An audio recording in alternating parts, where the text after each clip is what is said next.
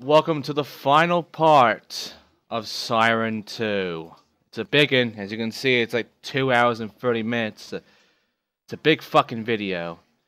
And it's a big fucking finale because we're going to finally 100% this game. Because we're going to be reaching the top of the tower of Ikuko Kafune back in that little mission that we had to do before. Also, Ichiko is dangerous. So, you know, I went through all the way back to the house. We can actually go inside this time, in which we'll find this bitch here. Basically, we have to fight her. Because our friend Ikuko is kind of busy over there with some gamma rays, and it's not good. And also, I can't expect this thing until I get rid of the gamma rays. So, just hang on a second. Let me just, yeah. Let me just go ahead and fucking shit. Okay, don't die on me. Good. Okay, let's examine this weird thing here.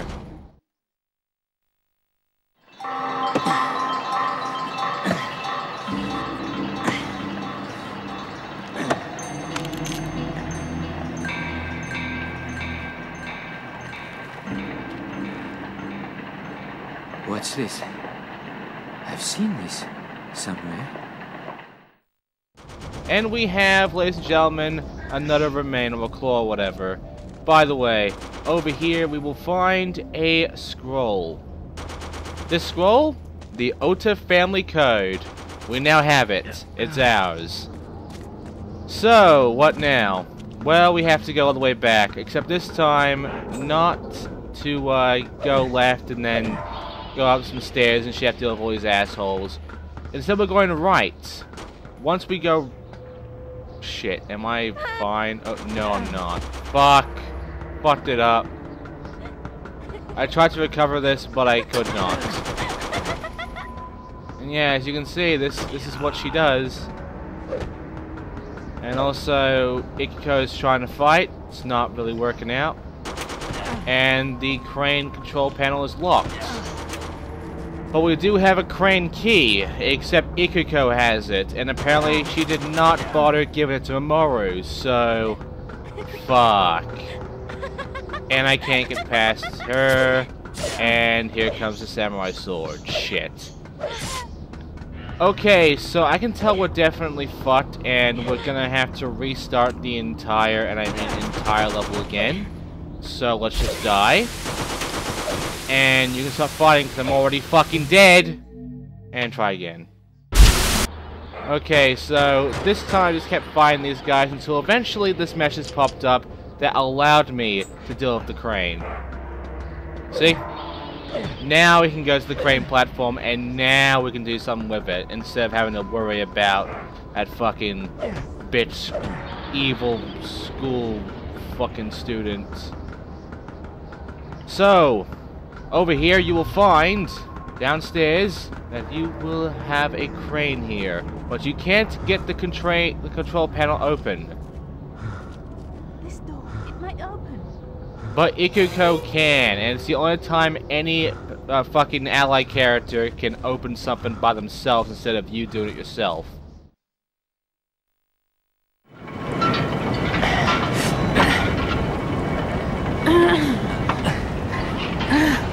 Don't let go.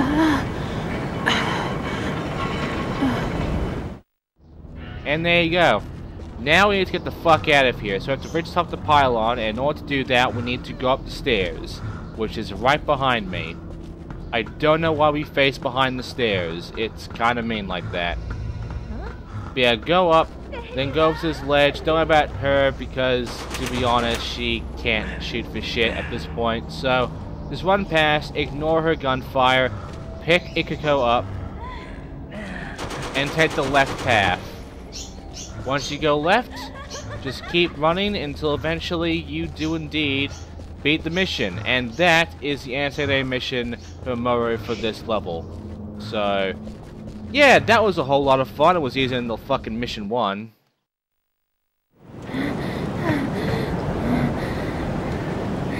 Ridiculous.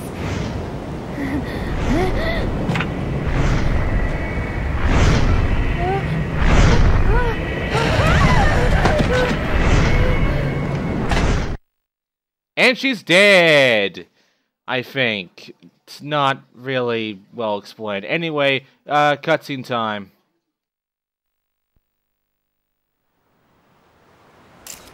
Next on the news, a special joint task force formed between the Metropolitan and Prefectural Police Departments have announced that they may have a lead on Soji Abe, the fugitive suspect currently sought for questioning with regards to the murder of Yuko Tagawa, restaurant employee in Tokyo's Hey, who said you could take a picture? Sorry. Look, can I ask you something? Can you tell me where I can catch a boat to Yamijima Island? What kind of boat would go to a place like that? You know, you could always swim there, I suppose. No way. I'm not really much of a swimmer. If you calculate the water temperature and the tidal shift, it's impossible. And it's not very practical either. What? Well, good luck. Either way, I don't think you'll be able to get there. So that's how they met, huh? Okay then. Nice to know some backstory as we enter literally the end game, because there's not that much left at this point. See, we now have literally the final boss fight and the other ending over there. So I could go and do that one mission. We're doing this one right over here, Decisive Battle.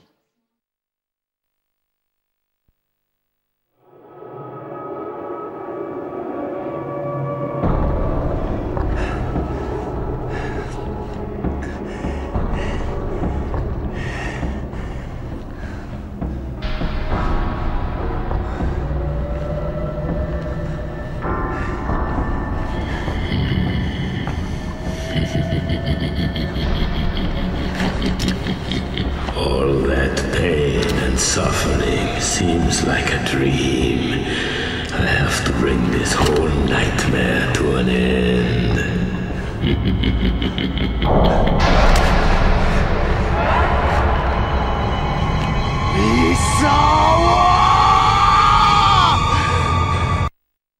Ladies and gentlemen, Yorito versus Takoyaki.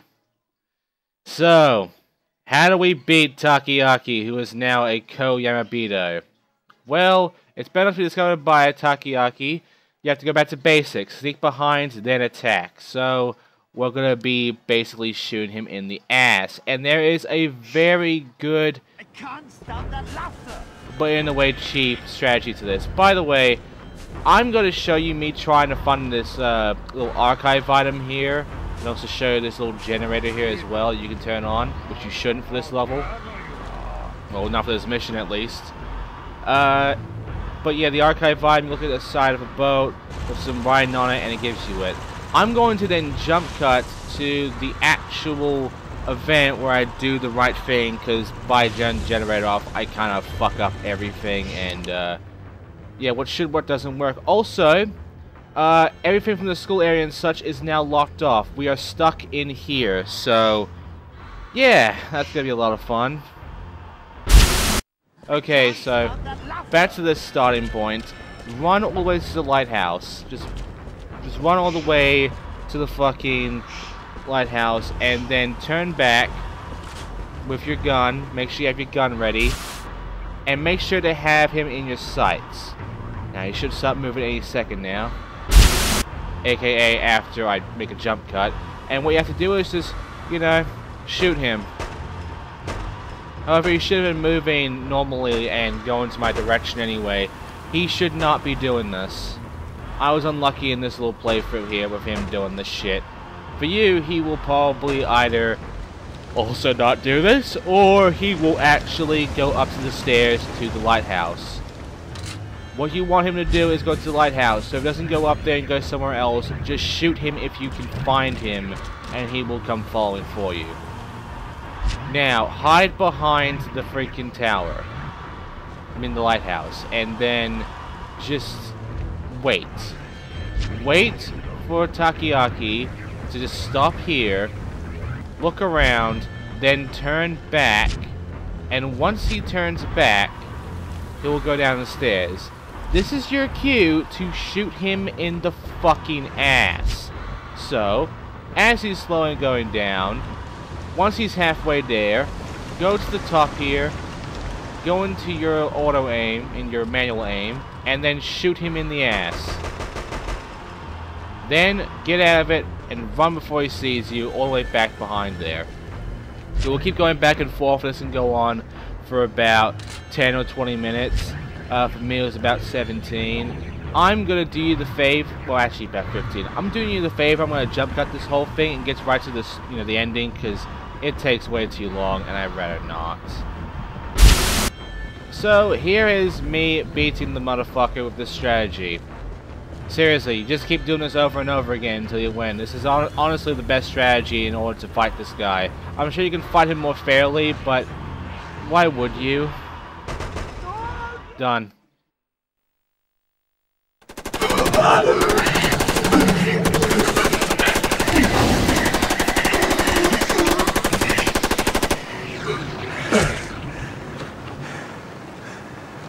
That's it. Finished.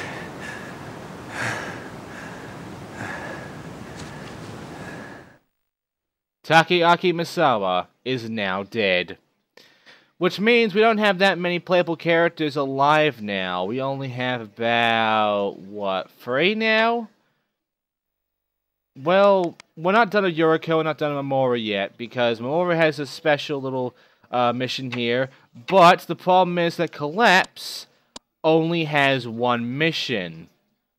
This is the actual ending to the game. If you want ending 2, this is where you go. If you want ending 1, you do mission 2 of Yuriko's final fucking level. So let's go to that. Stunned, Yorito watches the pylon collapse. Takeaki's laugh rings forth. Trembling, Yorito screams at the surrounding darkness. So are you ready for this shit? Because before, we went and we defeated Takeaki and killed him. Now we're fighting Otoshigo. Yes, we're fighting this guy. And he's got a lot to him. The appearance of Otoshigo will change the terrain. Move around and see if there's anything that can be done. Figure out the Otoshigo's attack pattern. Its remnant attack can be fatal, but it can also be used to open new paths. There's a way to defeat the Otoshigo. Look around for something that might be of help. There is a certain way of beating the Otoshigo, and I'll be showcasing this to you, as well as showing you something very special about this level as well, this mission in particular, with our gun and our inventory.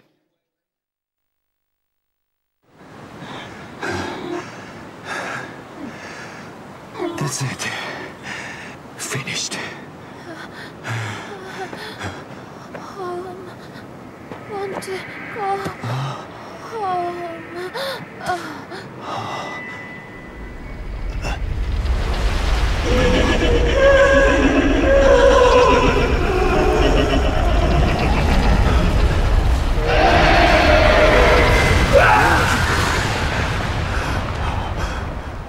Shit. And I thought it was over. Yeah, it's not over. But it will be soon. We have to go back to the lighthouse. And we have to actually go inside and activate it, because it was deactivated the entire time. We have a fuse, though. We grabbed it beforehand in another level. So, let's use that fuse. But before you do that, get rid of these motherfuckers, because they are going to be obnoxiously annoying. See? See what I mean? Bullshit.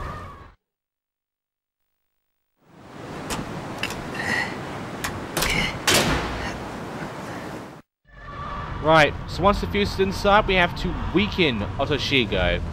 The thing is, we can keep shooting at him as much as we want, and while a lot of blood comes out of him, he doesn't die from that. He is actually invincible. There's only one way to beat him, and that is by doing a specific requirement, which will lead to literally the end of this mission. But yeah, get rid of these motherfuckers. Also, in case you're wondering, Otoshigo can actually spawn more of these fucking gases, shadow and shit. So be careful about that. make sure you have your flashlight on for all of this. Anyway, they should be about close to here now. So I'm just gonna, you know, shoot for a bit, you know, look around, have a look at the scenery. Then once he comes over, I'm gonna blast his ass, like so. This is the Otoshigo. It is just a giant fucking head, and it is very damaging. It has a special move that can kill you in one hit. No matter how good you are at this game, you get hit by that fucking thing, which its aim is pretty decent at as well, you're fucked, and you have to do literally the entire level over again. There are no checkpoints in this level at all. And yeah. Notice I shot a lot, but my ammo hasn't decreased, and I still have about 200 on my inventory. In fact, I keep shooting and I keep checking, and guess what? Essentially, there is no point in even worrying about reloading, because you have unlimited ammo on this gun, and it will never run out of ammo, this gun. So you never have to reload, and you don't have to worry about your fucking ammunition. You are fine. See? So, I'ma keep fighting, you know, just until I get a prompt, so I'm gonna have to do something else. There we go. Okay. Make use of the disposal tank. Have you figured out what the disposal tank is? Did you think of this circle right here that is unmarked on the map? You are correct if you did. If you chose anything else, I'm afraid you are wrong, and I don't know why you would choose anything else, considering it's all just a bunch of boxes. But yeah, turn the generator on. This should basically distract this guy, but also give us a certain thing that we're going to need to actually kill him with, and make him charge right into this fucking... yeah. Now, as soon as he gets out, as soon as he gets very fucking close, you press the X button. If you just spam it like the walkthrough actually tells you, it will not help you. It is luck-based at that point, because you have to try and skip through the fucking out-of-range bullshit, and yeah, you're gonna die no matter what. So, don't spam. Spamming is fucking bad. Just time it. It's not that hard to time anyway. Just when he gets very close to you with his roll, you press the X button out of reaction. So, there you go.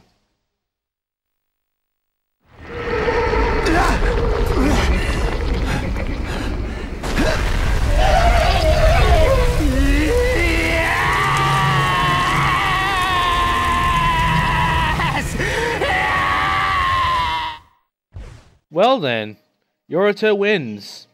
What is his reward, ladies and gentlemen? Why, it's this shit.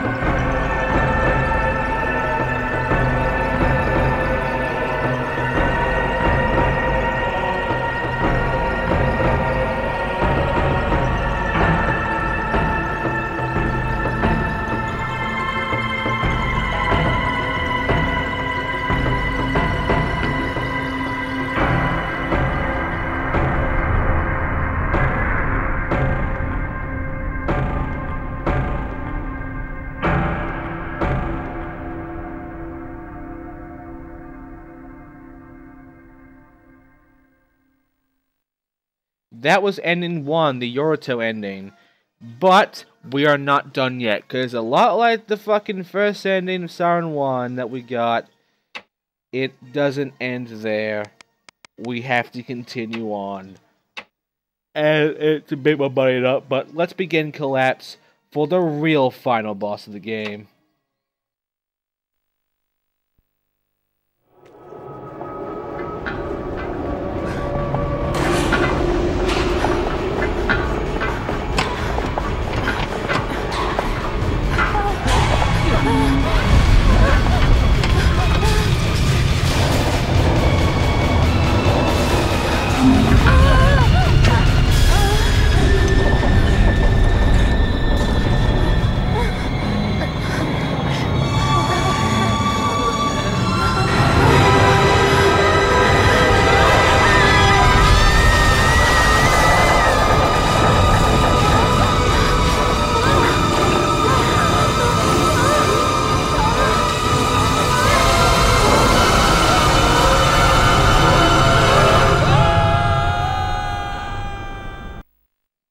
Right, so before we defeated Otoshi and, you know, he sucked, but now we're going to kill Mother.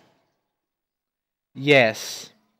In this stage, you can actually switch between Mamoru and Ikiko. This is the only time you can actually switch between any character willy-nilly with the fucking list menu.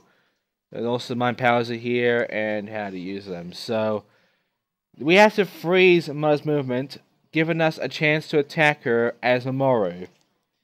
This will come in handy, and we'll be dealing with this when we deal with it.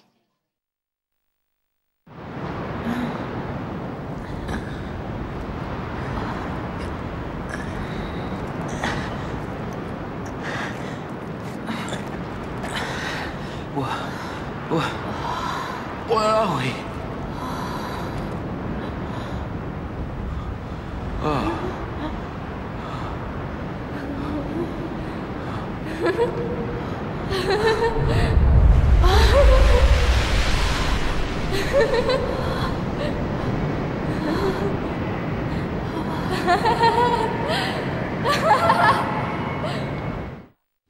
And thus we begin. So, first of all, change to the Ikiko and sightjack this motherfucker. That's her. Right, now you need to go back to Mamoru and have him go up a cliff. Once he's up this cliff, she will then come to her and, you know, stop being in this fucking red void thing and actually come out, and that's when you attack. No, I'm being serious. Just trust me for a second, okay? Because we have a gun, and your Ikiko has the fucking mind control powers, so this should not be that hard. Yeah, see? Everyone else is trying to do it without the right fucking knowledge. You know, they start flying everywhere, as you saw there. And by the way, might I add that when it does that little tail thing, you know, when it does the whole tail thing, it releases these guys. They are essentially the same as Yamarays, except they're white, and they're a little bit more damaging. So, yeah, either way, this is just fucked, because I do not like the Yamaray. I will explain why I hate the Yamaray all of a sudden, but trust me, fucking Yamaray, man. And yes, this is how it goes. We just keep fucking attacking her until eventually she will give us something useful. So let's reload and fire. Alright. Now at this point I should change to Ikiko, because... oh, well, maybe not. Actually I should, because I can mind control her that way. I forgot. Already, it's only been like, what, 25 minutes? So, let's talk about the fact that we do not have unlimited ammo. I don't think so with this fight. And the way this fight is going to work is essentially we're going to be continuously shooting at the tail as well as her kids until eventually a cutscene will happen in which we get something interesting.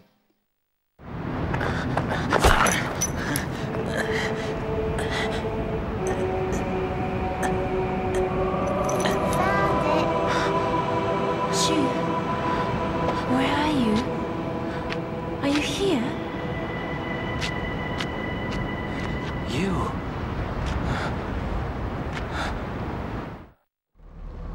Right, so No more hiding. Come on out. yes, this is Akiko, and yes, she is possessed by Kane. Yes, we are being constantly attacked by these motherfuckers.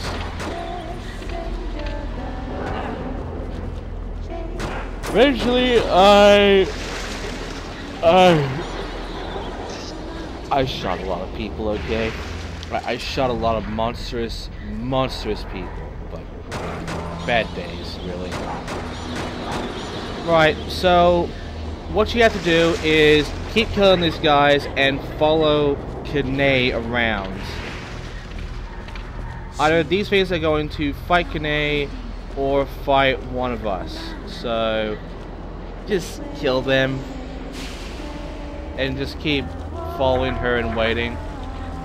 Eventually, you know, we'll get to the actual final, almost final bit of the entire stage, because after this, it's back to fighting Mother. And for a good reason too, because right now, a gun isn't going to do much against what might be a fucking demigod. We need something stronger. Something more magical in a way. Something that she is entirely weak to and that we can use as a way to actually kill Mother. But what could it be? Well, we're about to find out, because the cutscene is going to happen right about now.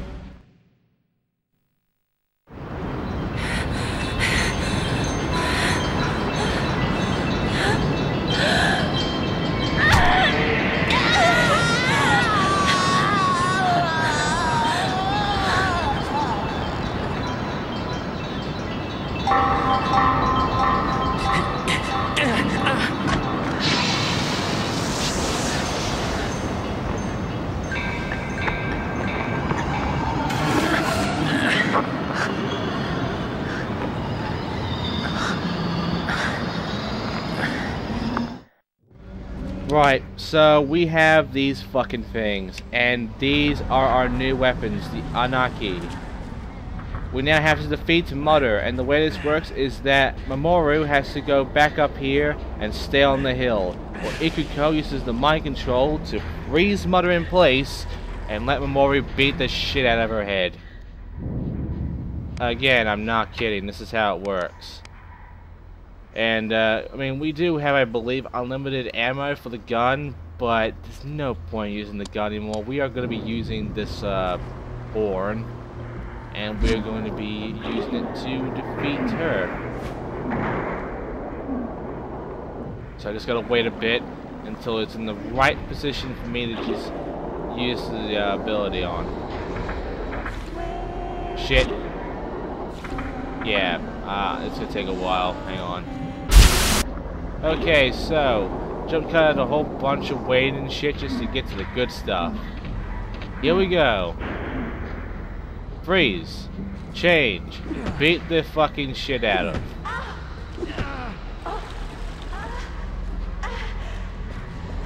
Alright, so after that, I believe we have to change into Ikuko. Yeah, and then Mother will fall down like that, and that is our cue for Ikuko to beat the shit out of Mother as well. Just keep at it until the second attempt you have to take her down.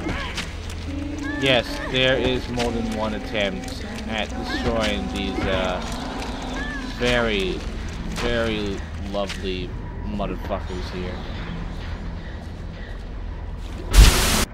So eventually I do get to the point where, you know, she falls down and we get this pump right here.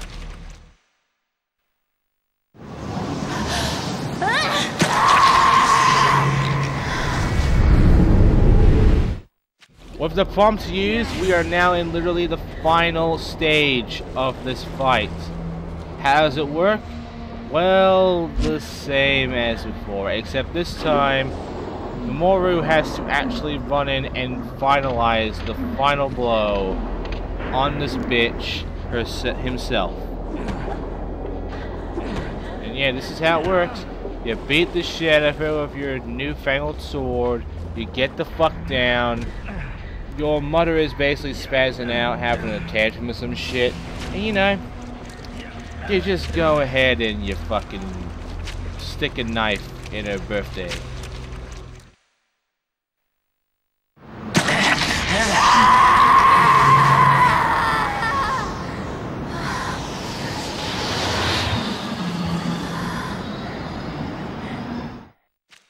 And that's it. Mother is dead. Now we can get our real ending with the following cutscenes.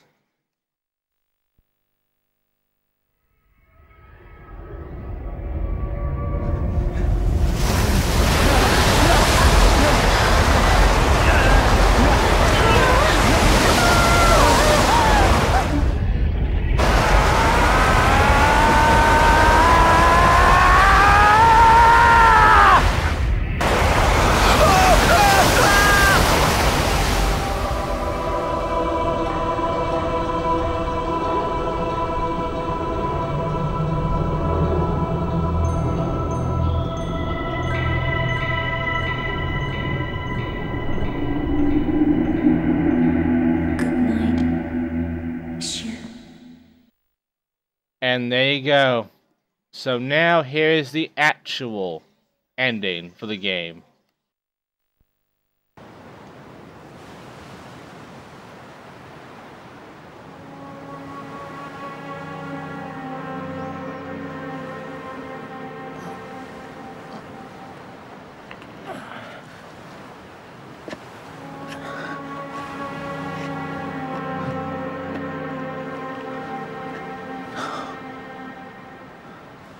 No.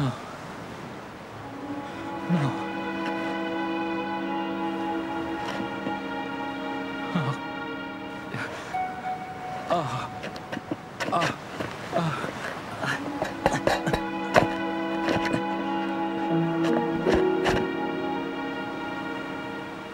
Ikoko.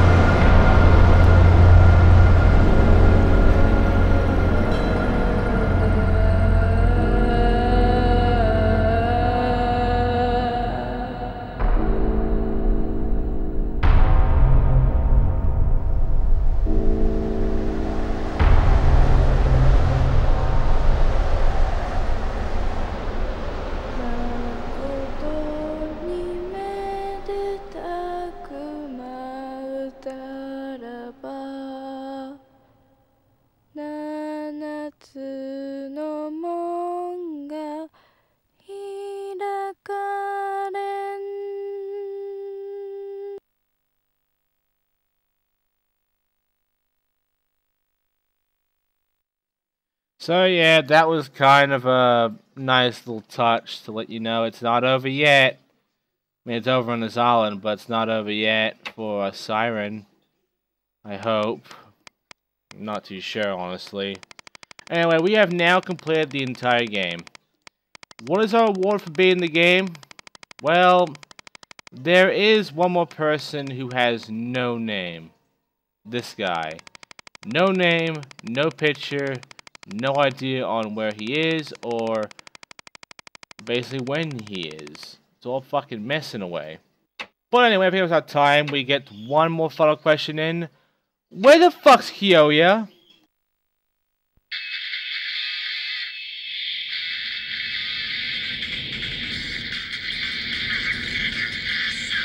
As long as you creatures exist, I will come back over and over again.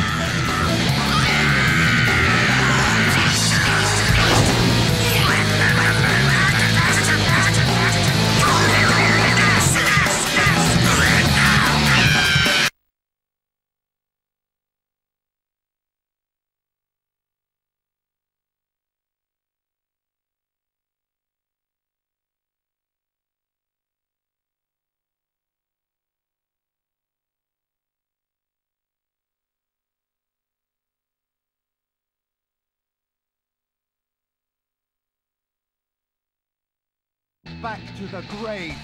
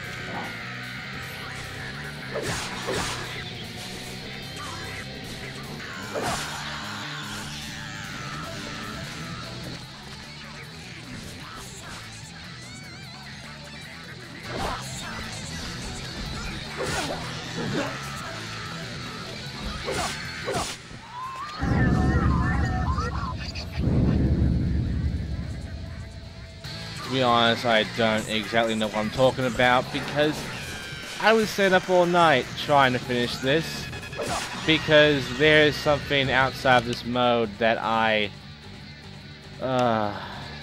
let's just say I put a lot of effort into giving you guys an 100% Let's Play on Forbidden Siren 2. Not just someone beating the fucking game and showing the archives and shit. I mean someone actually going out of his way to beat everything about the game. But right now we're doing fine, and as you see, Kyoya is kind of getting surrounded, but don't worry, I'm the almighty Kyoya. I can handle this no problem. But yeah, this is how the fight goes, and it doesn't stop. And in fact, the only time it ever stops is when you run out of time. I think Kyoya is actually immortal in this mode, because I remember getting hit a lot while I was doing this on hard, because we unlocked that now, by the way. And I don't know, I think In a way, they made it easier. In another way, they made it fucking nightmarish.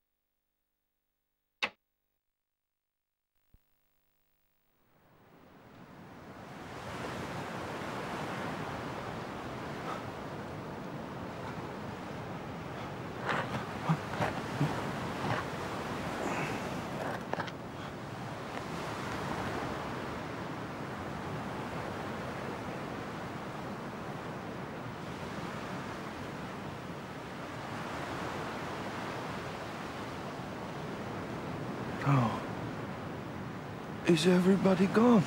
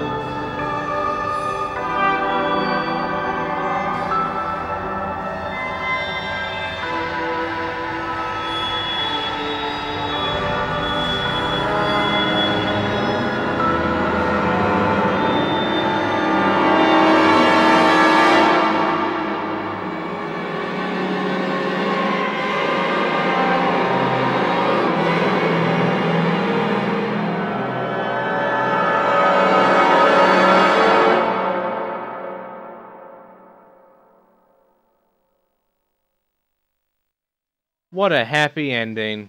And yes, those are indeed all the endings. Yorito's apparently in hell.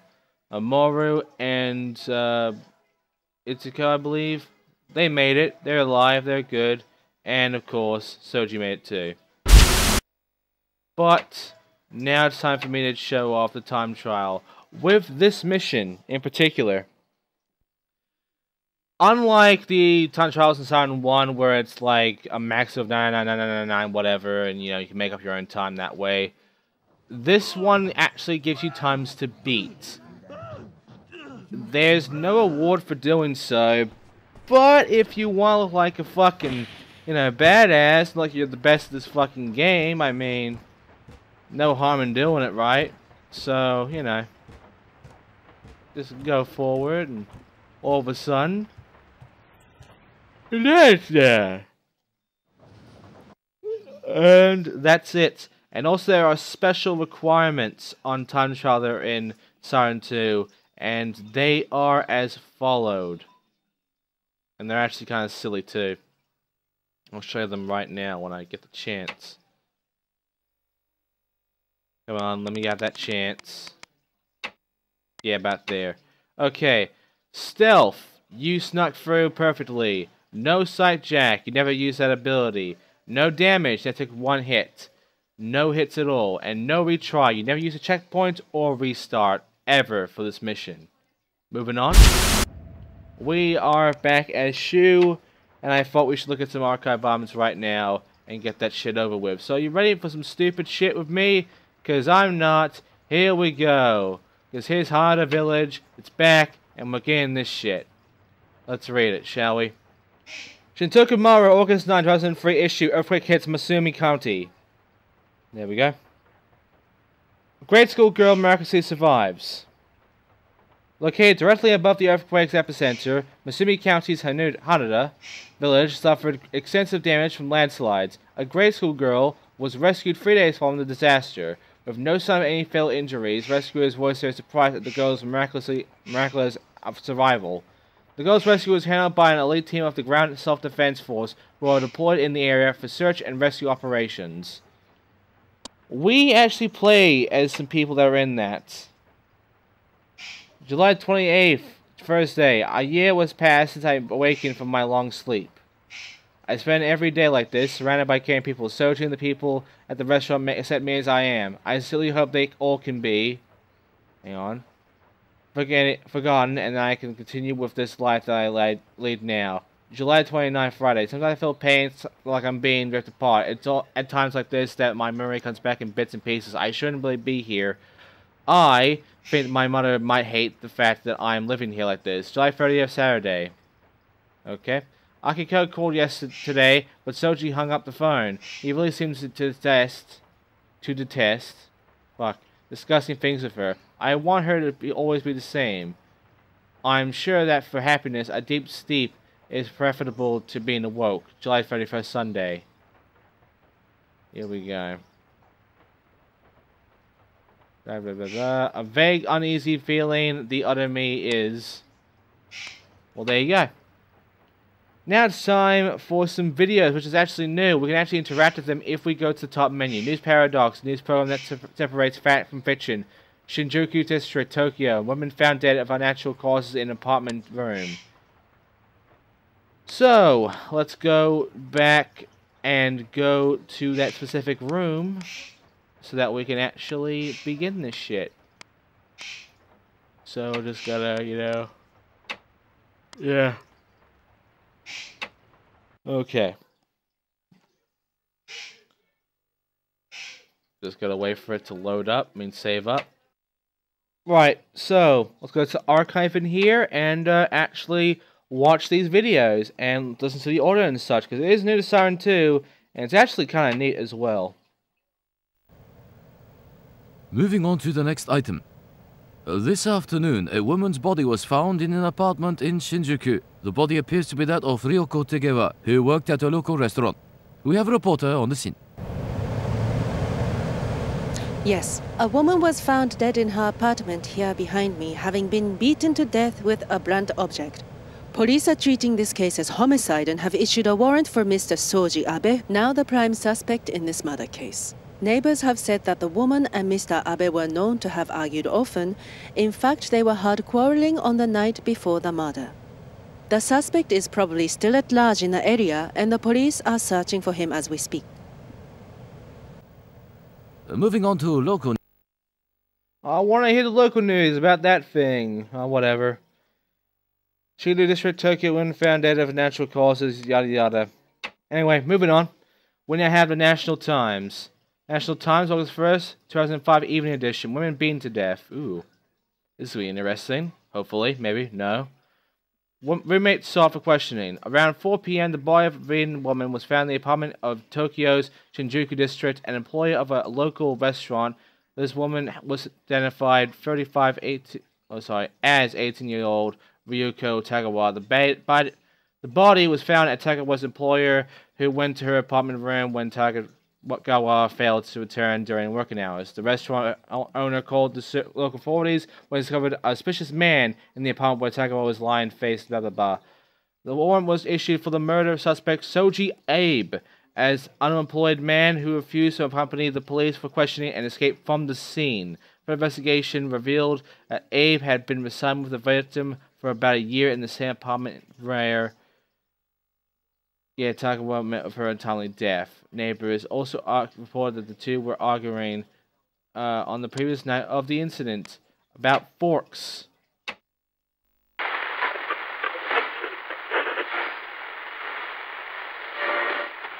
Next on the news, a special joint task force formed between the Metropolitan and Prefectural Police Departments have announced that they may have a lead on Soji Abe, the fugitive suspect currently sought for questioning with regards to the murder of Ryuko Tagawa, restaurant employee in Tokyo's Shinjuku district. Abe is believed to be somewhere in the local area. A spokesman for the task force also announced that Abe may be traveling with a female acquaintance. The search for Abe continues as the task force steps up their efforts, aided by local police.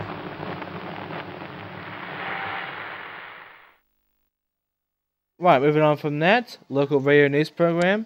It's time for the next archive item, which is also audio. The time is 3:17 p.m. I'm checking to see if passage is available for Yamijima Island.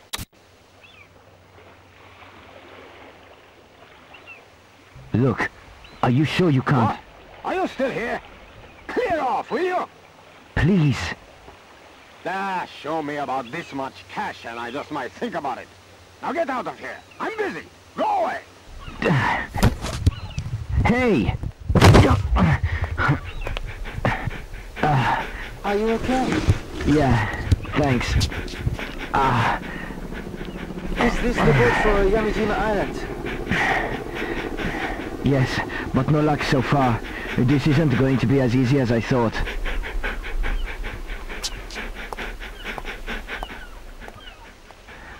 Wait a sec. Who's that shoemaking? The time is 4:02 p.m.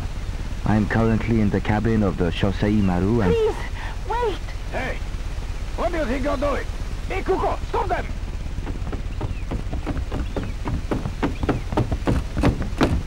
This boat is going to Yamijima Island, right? Please, please! Oh, come on, please! Get out of here, or I'll call the police!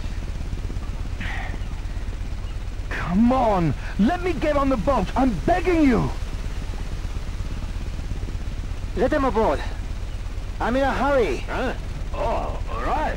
Hey, Kuko, you heard the gentleman. Let's take her out. Oh, brilliant! Great! Yes!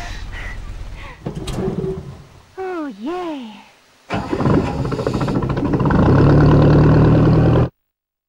Well, there we go then. Another recording device used in journalistic activities. As Mamoru's.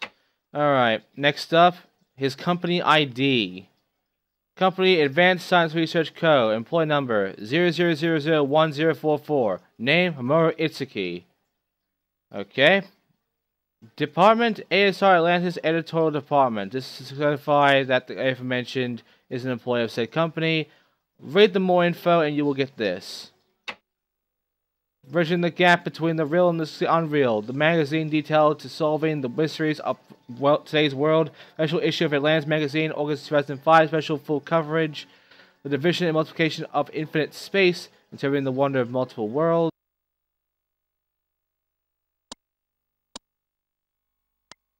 Okay, next up. It's a pendulum, and X of Japan used for drowsing.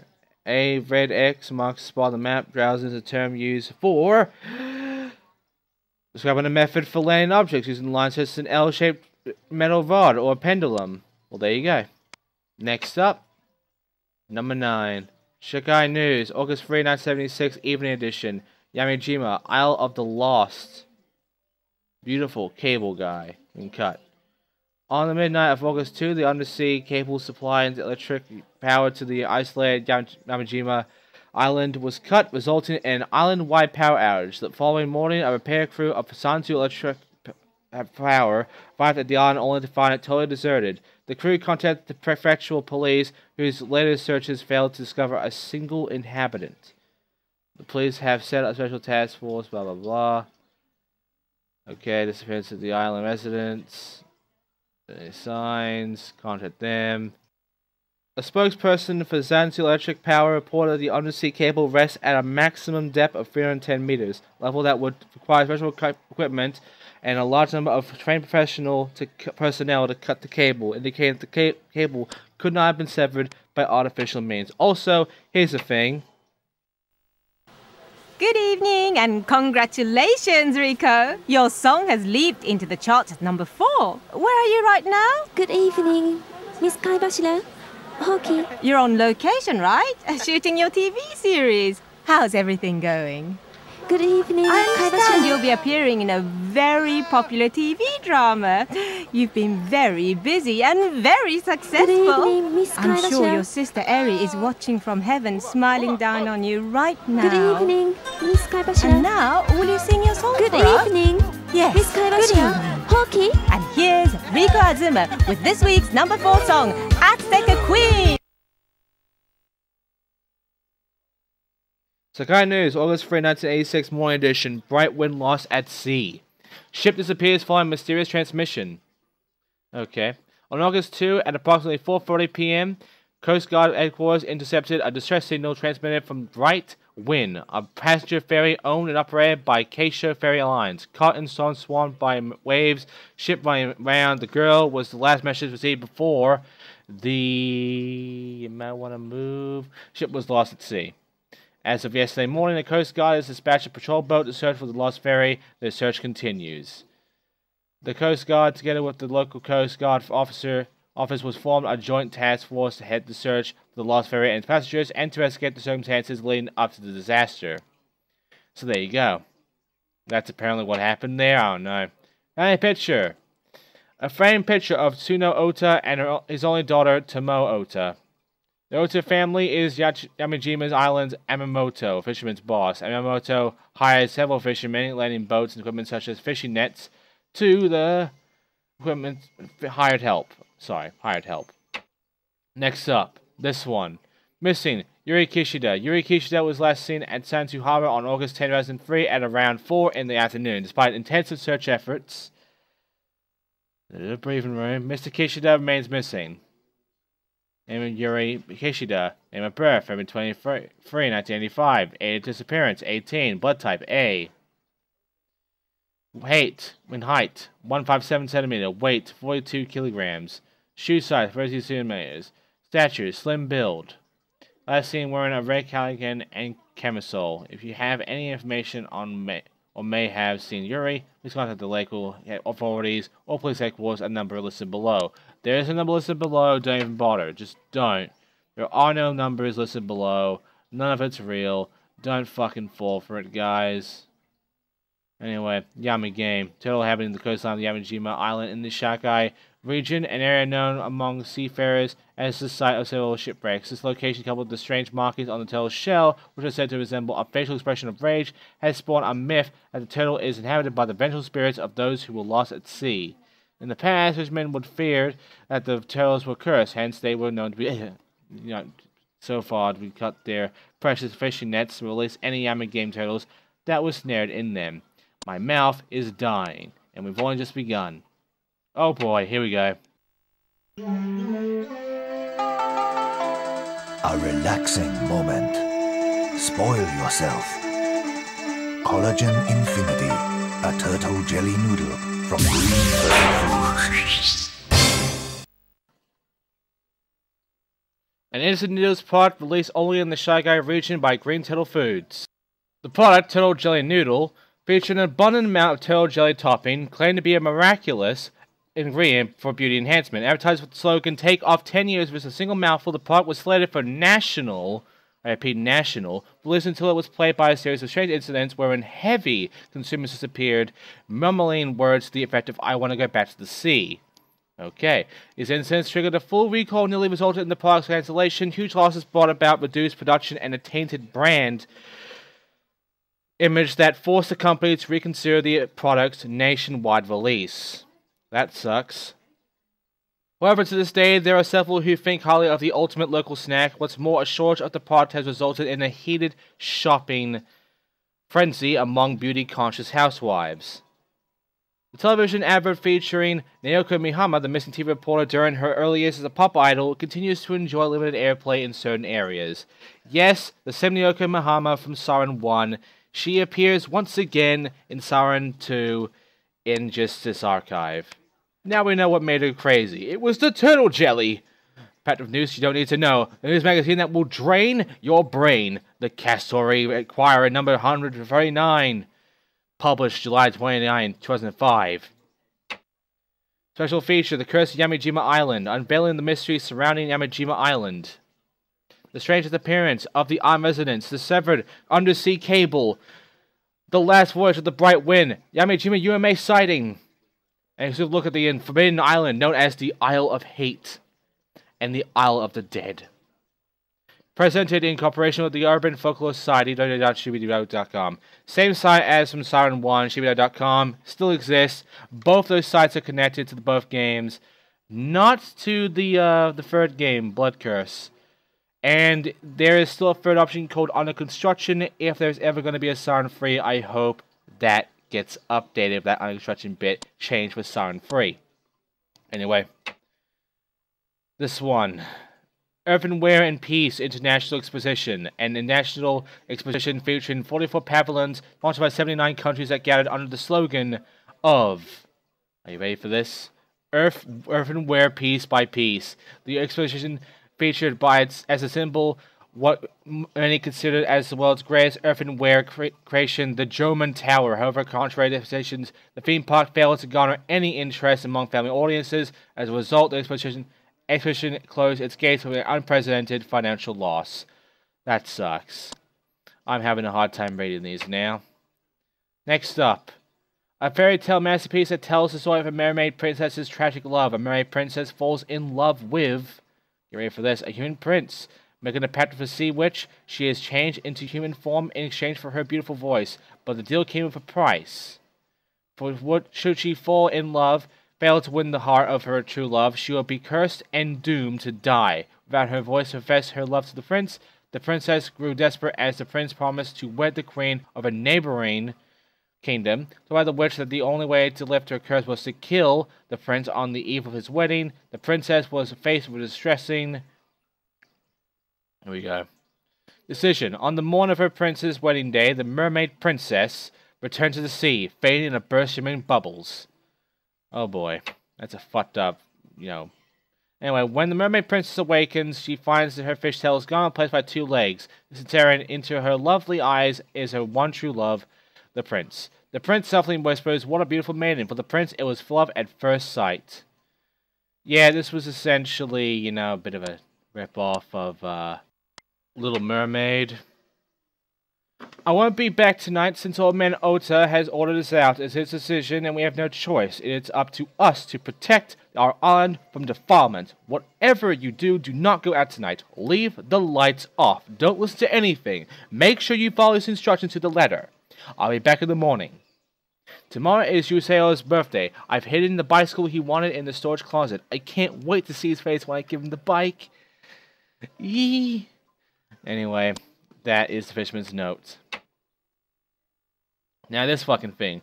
Sushi Bond Toy Company's Rubber Beast, the first in line of super combo toys. Unable to cope with the devastating preference of kids, Sushi Bond Toy was faced with plummeting business results. In a last-ditch effort to save its failing business, Sushi Bond developed a new line of toys melding robot with beast, a combination believed to be highly popular among young boys. Employing the latest technology of that day and age, the company equipped their Robo Beast with a voice synthesis gimmick. Armed with this state-of-the-art product, Sushi Bond launched a massive sales campaign flooding the airwaves of television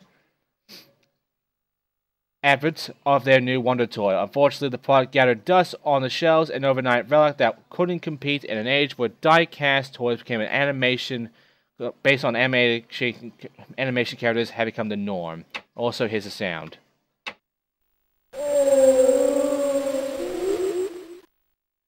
I don't know what the fuck that is. And now for this, the helicopter transmission. Onboard transmitter JARC S40, wireless transmitter installed in ground self-defense force aircraft. Used for surface-to-air communication between aircraft and base, as well as air-to-air communication with other aircraft. Let's see what it says, because there's something in this. This fog, the clouds, this is bad. I can't reach anybody on the other end. Well, of course, no land in sight. Verifying current position. Where are we? Got no idea. We have a situation, sir. How would you like to handle it? This is an emergency. We'll just have to land wherever we can. I've got no communication. Nothing at all. Land! There's land up ahead. I'm taking us down. Prepare for emergency landing. Wait! You can't!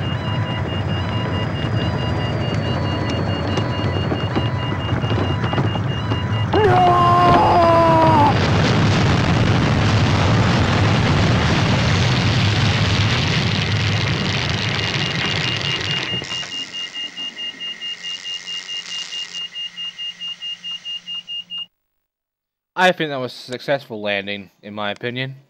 Anyway, time for this shit. Mermaid's Tears. Mermaid's Tears Volume 1 and 2, an outstanding romance novel depicting the miracle of a love, both painful and transcendent. Writer Shu Mikami, publisher Tangensha. Let's read it. Rise background, Shu Mikami.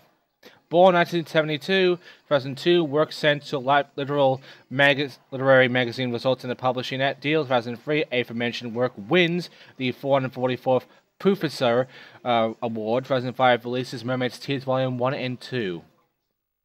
So yeah, Shu's a writer, even though he's blind. Well, not entirely blind, he's just hard to... You know what I mean. An illustration drawn by young Shu Mikami, which is put in a can and buried as treasure. The center of the drawing shows a girl in a blue dress. At the top is a black cloud instead of a sun.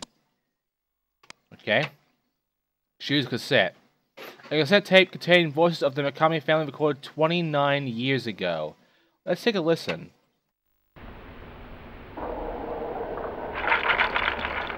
Sure. I told you not to play with that. Can I? Sing me that song, please. I want to hear it. Sure. Dance maiden blues, wave the crown upon the head. That song. What? Would you sing it one more time? Daddy, you ruined it. Can I sing for me?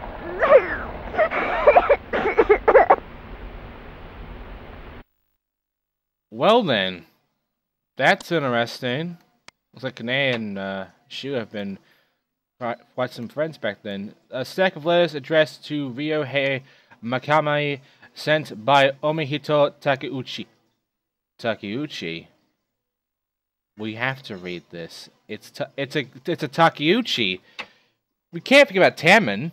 Dear Mikami, I was shocked to learn of your wife's passing and can only express my belated but heartfelt condolences for your tragic loss. I have come to realize the reason why you sold your home in Tokyo and decided to settle down on Yamijima Island. I'm sure that she will appreciate the fact that you wish to continue your research near the sea that claimed her life. Raising young Shu on your own is not likely to be an easy task. The difference between our mutual residence means that we shall only be able to meet at the occasional study conference held every few years. However, please note my wife and I will be happy to be of any help, so please do not hesitate to write. Once again, my deepest condolences. Our prayers go with you, April 7, 1973, Omihito Takeuchi. I believe this is the grandfather, Omihito, or the father, whatever, of Tamen. So that's interesting. And again, another kind of reference to Siren 1, kind of this time. It's not actually Tamen. It's part of Tamen's family. Anyway, next up, we have this.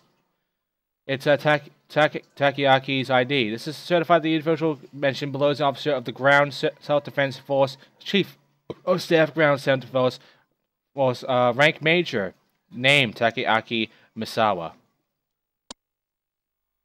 There you go. Signboard graffiti. 10. Seemingly meaningless icons shown on a single board using black paint. Ah, but it's the symbols again. You wanna know what they say? I will tell you right now.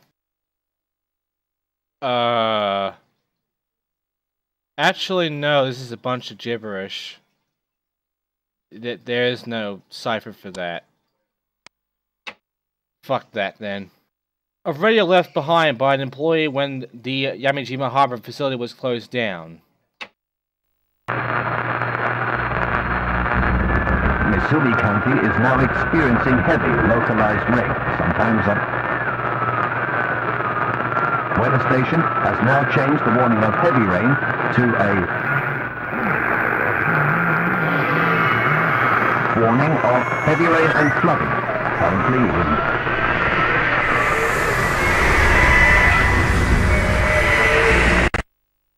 Spooky. Okay, so next up we have 28, the Employee's Journal. A journal that is kept by an employee of the Yamijima Gold Mining Co., Ltd. Let's have a look. May 27, 1970, entry by Aikida. Remove every last sign put up by the anti-development group and issued a strict warning to their representative, Sunio Ota. Yeah, I thought so. May 29, 1970, entry by Aikida. Rumors of a wildcat that walks on two legs are spreading among the staff. All this pressure from the anti-development group may be taking its toll, resulting in overactive imaginations among the members of the staff. May 30, 1970, entry by Akita. An inspection team from the head office arrived today. Apparently they are here to study the recent decline in mining volume. June 4, 1970, entry by Akita. Due to the infinite decline of the mine's output, the head office has finally decided to shut down operations. Preparations are underway to close the Yamijima Harbor facility. The last transport ship will be departing today. We're going home. The whole family is very happy to go back. No matter how many buildings and recreational facilities they build, it will never be enough. I'm happy to say that I can finally kiss this weird island goodbye. Okay, what's next? A protest sign. A sign calling for island residents to stand up against the Yamijima Harbor construction project. Say no to construction. Keep our sea clean. The Yamijima Conservational Society's Sunio Ota chairman. He is the chairman. He was basically a mayor in a way. Saikai News. Saikai News, August 4, 1976, morning edition. Sole survivor? Oh boy.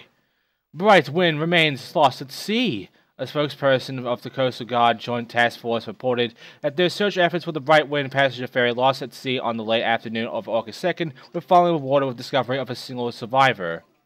Around 4 p.m. yesterday, August 3rd, rescuers miraculously found Noriko Kifune, 14, a student of Kameshino Prefectural Middle School, floating off the coast towards Yamijima Island. The girls immediately rushed to a local hospital upon rescue.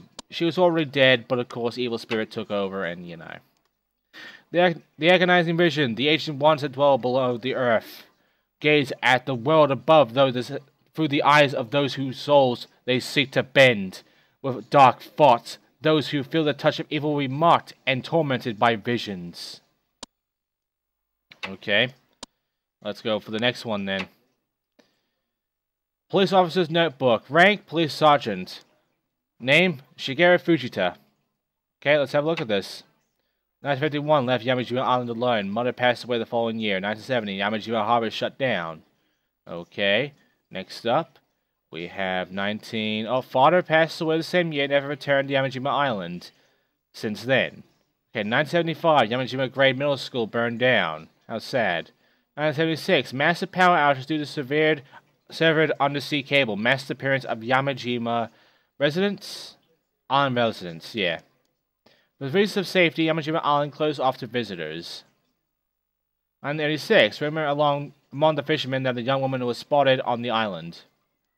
9, rumor needs to be investigated. That's about it. There you go. Thank you, Ishida, for that very, very needed fucking thing. Stone Ball. While waiting for gold, a stone sphere was unearthed from the stratum, located in the eastern area of Yamajima Island.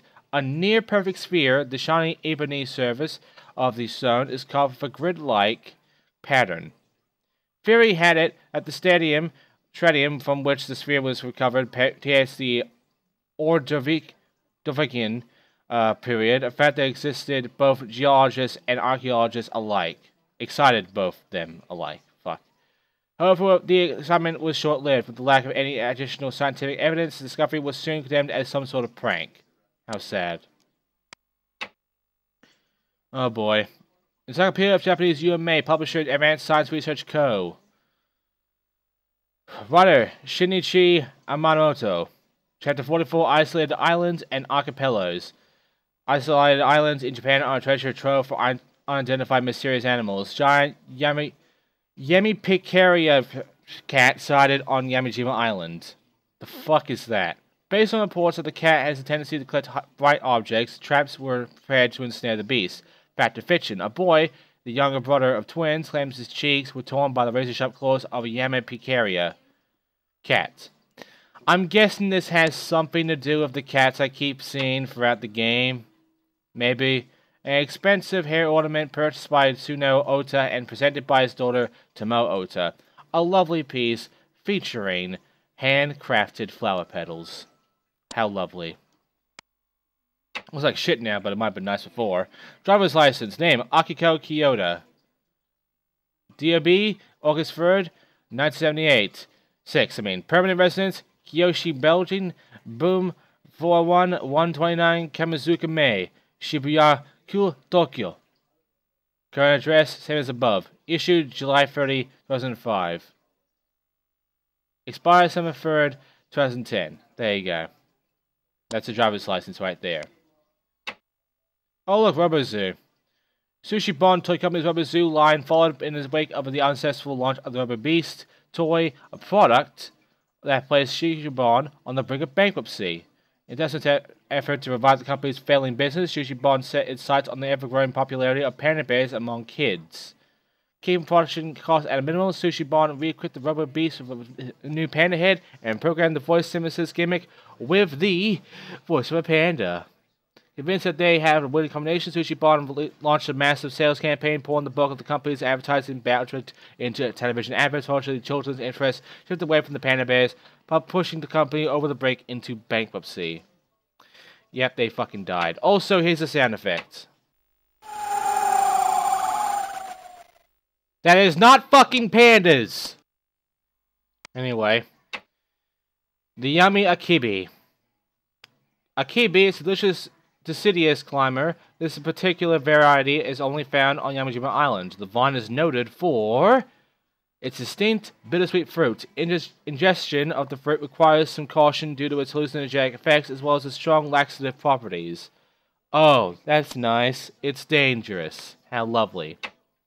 Ichigo student ID. Student ID 444. This is to clarify the following is a student of Kami Ishino Prefectural Middle School. Grade 8, name Ichiko Yagura, date of birth May 10, 1972. Okay then. Issued by the principal's office. Okay, well, let's go to Origami Letter then, because it's interesting. A complexly folded letter that was a popular way of communicating among middle school girls. Similar to origami, this letter was folded to represent a girl's school uniform. Okay then. Dear Noriko, are you alright? You didn't look too good yet today, and I didn't eat much at dinner tonight either. Ichiro looked pretty worried too. You know, maybe you're seasick? The way this fairy walks around, I'm surprised I'm not sick. Remember when the fairy stopped today? I heard they found a woman's dead body. That means we're showing this fairy of a corpse. Kind of scary, isn't it?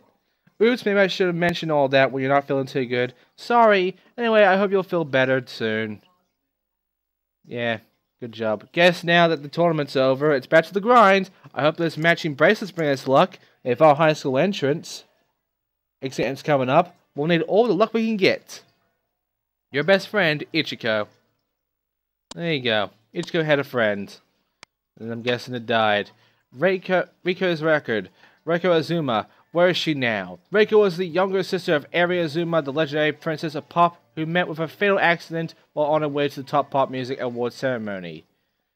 Following in her late sister's footsteps, Reiko debuted with her essential single, For the Love of Mendoza. She followed that with several record-breaking hits that paved her way to the US debut, which would have led to world-class stardom. However, she shocked her fans when she announced her marriage and subsequent retirement. Reiko's fans were even more surprised to learn that her husband was the driver of the car that had run her over her sister Eri. Apparently, the two grew close when her husband repeatedly visited the Azuma house to apologize for the loss and grief that he had caused. Right now, Reiko is the proud mother of one and spends most of her days either nursing her baby or training on the dance floor. Reiko is best remembered for her vocal masterpiece, as Take a Queen, which held the #1 slot for 13 consecutive weeks. Here's the song.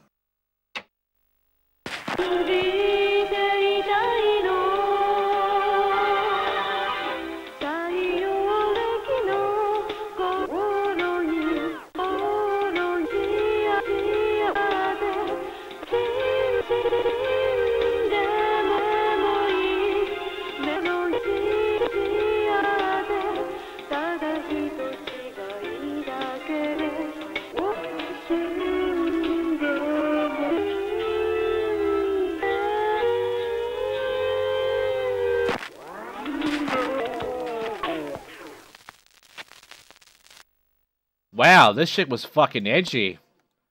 Anyway. Trophy!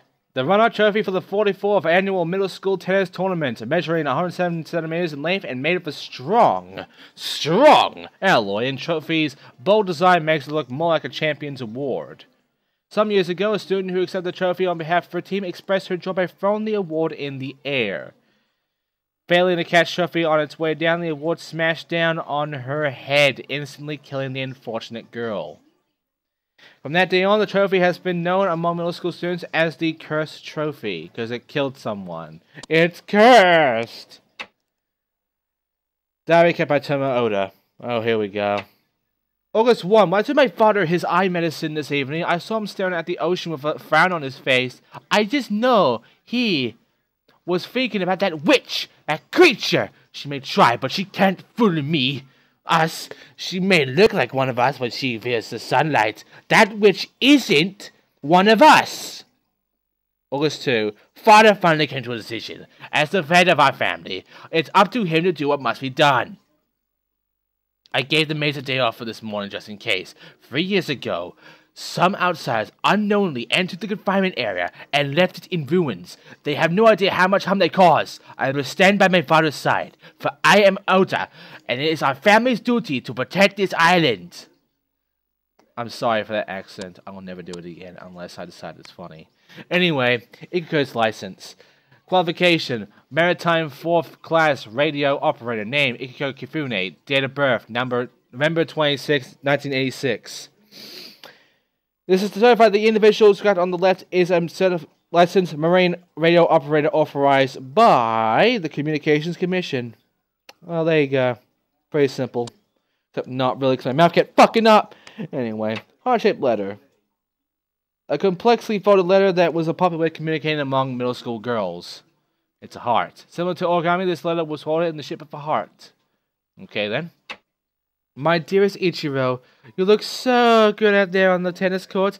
As for your serve, you looked fantastic. As the team manager, I've never been so proud. And as your girlfriend, well, let me just say that you gave me a day that I'll remember for the rest of my life. What the fuck voice am I doing now? You know you've always been the one for me. I'm so happy that we are together now. I hope we can be this way forever and ever. But maybe that won't be possible.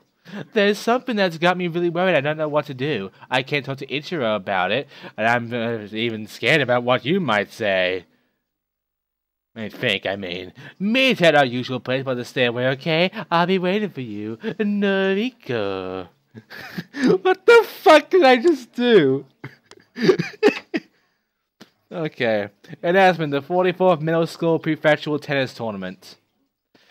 Our hours of hard work and practice have finally paid off. The Kamishino Middle School tennis team will be competing in the Middle School Prefectural Tennis Tournament National Preliminaries to be held on July 31st.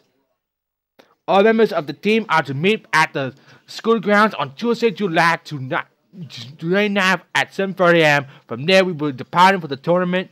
We'll be returning home, hopefully with the competition tournament in hand on Saturday, August 3rd. We've dreamed of winning, now we'll make that dream come true.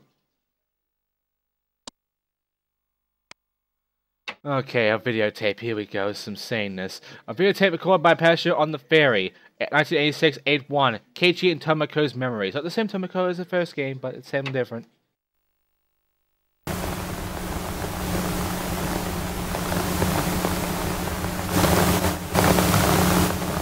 Nice to see the weather's improved. But with this wind, it's still a bit cold. Yeah, you're right. Looks like the ferry's stopped. I wonder what's going on. I didn't hear any announcement, did you? The other passengers seem excited about something. What? Let's take a look.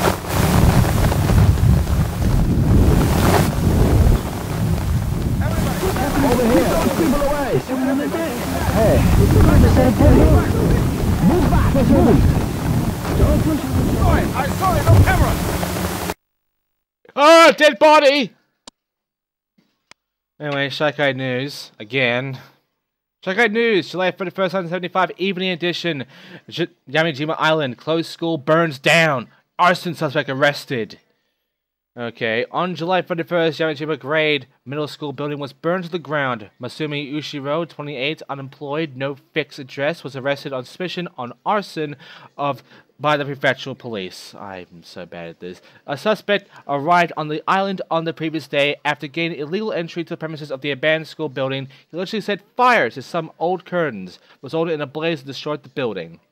During the questioning, the suspect said that while sleeping in one of the classrooms, he was assaulted by a dark crimson creature, and that he threw his lighter at the creature to ward it off. While the investigation continues, police are considering the possibility of holding the suspect for psychiatric observation. They think he is fucking batshit insane. Shigeru's apology letter. Letter of apology to the chief of police. Let's read it. On May 3rd, 1986, in the course of investigating a burglary, a poor decision on my part led to a suspect's escape. I deeply regret that my actions are not only in the investigation, but also tarnish the department's public image. In future, I will do everything possible to ensure this will never happen again. Hope so. Please note I will understand if any reprimand should be required for my error in judgment. May 4th, 1986, Shigeru Fujita, Assistant Police Inspector. Okay, so that was Fujita's fuck up. Nice. And now for a DVD. A Castori special. A exclusive DVD number 444 featuring unauthorized footage from Yamijima Island, the mystery island that's been closed to the public. Yume sighting. See the Yamapikari cat, the bipedal leopard with the razor-sharp claws stare out from the dark with glowing eyes. Let's look at this.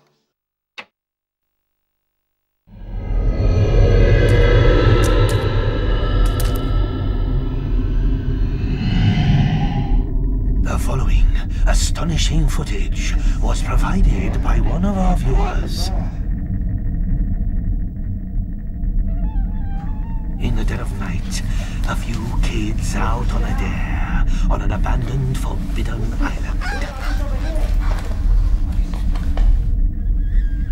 Here, the camera clearly catches a terrifying set of eyes. Watch. Did you see it?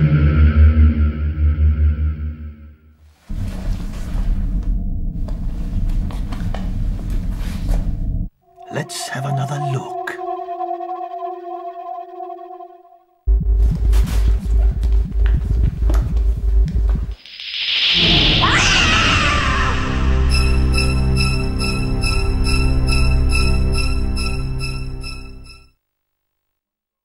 Bullshit! Anyway, Mother's scale. Oh god. A light pink scale emitting a strange dull light. Estimated from the size of the scale, it would have come from a massive creature with a body length measuring over 10 meters. Fuck! I can't speak! You want to his ID. This is certified the individual mentioned below is an officer of the Ground Self-Defense Force. Chief of Ground Self-Defense Force. Fuck. Rank, leading private, name Yorito Nagai. Dear Yorito, congratulations on your promotion. Your father and I were so worried that you might give up and come back home. We're so proud of you. I tell you that I was learning how to use the, what do you call it, internet? Like you, I'm not going to give up until I mastered it. By the way, I sent a package of Malankia to your quarters. Please share with your friend Sergeant Okuta and give him my best regards. Love your mother. What the? I don't know anymore with my voices. Anyway, the Lunch Hour Show, the Afternoon Prince. Romance novels are big. No matter where or when, romance novels continue to capture the hearts of maidens who forever dream of meeting their own Prince Charming. For these ladies, a new love story is always a welcome read. And what exactly is the romance novel of their choice? Mermaid's Tear by Shu Mikami. Today, we're going to take a close look at the wonderful world of Shu Mikami, the modern missionary of romance. Let's see what the people on the streets have to say about Shu. Hiya, Suzuka here. Hello.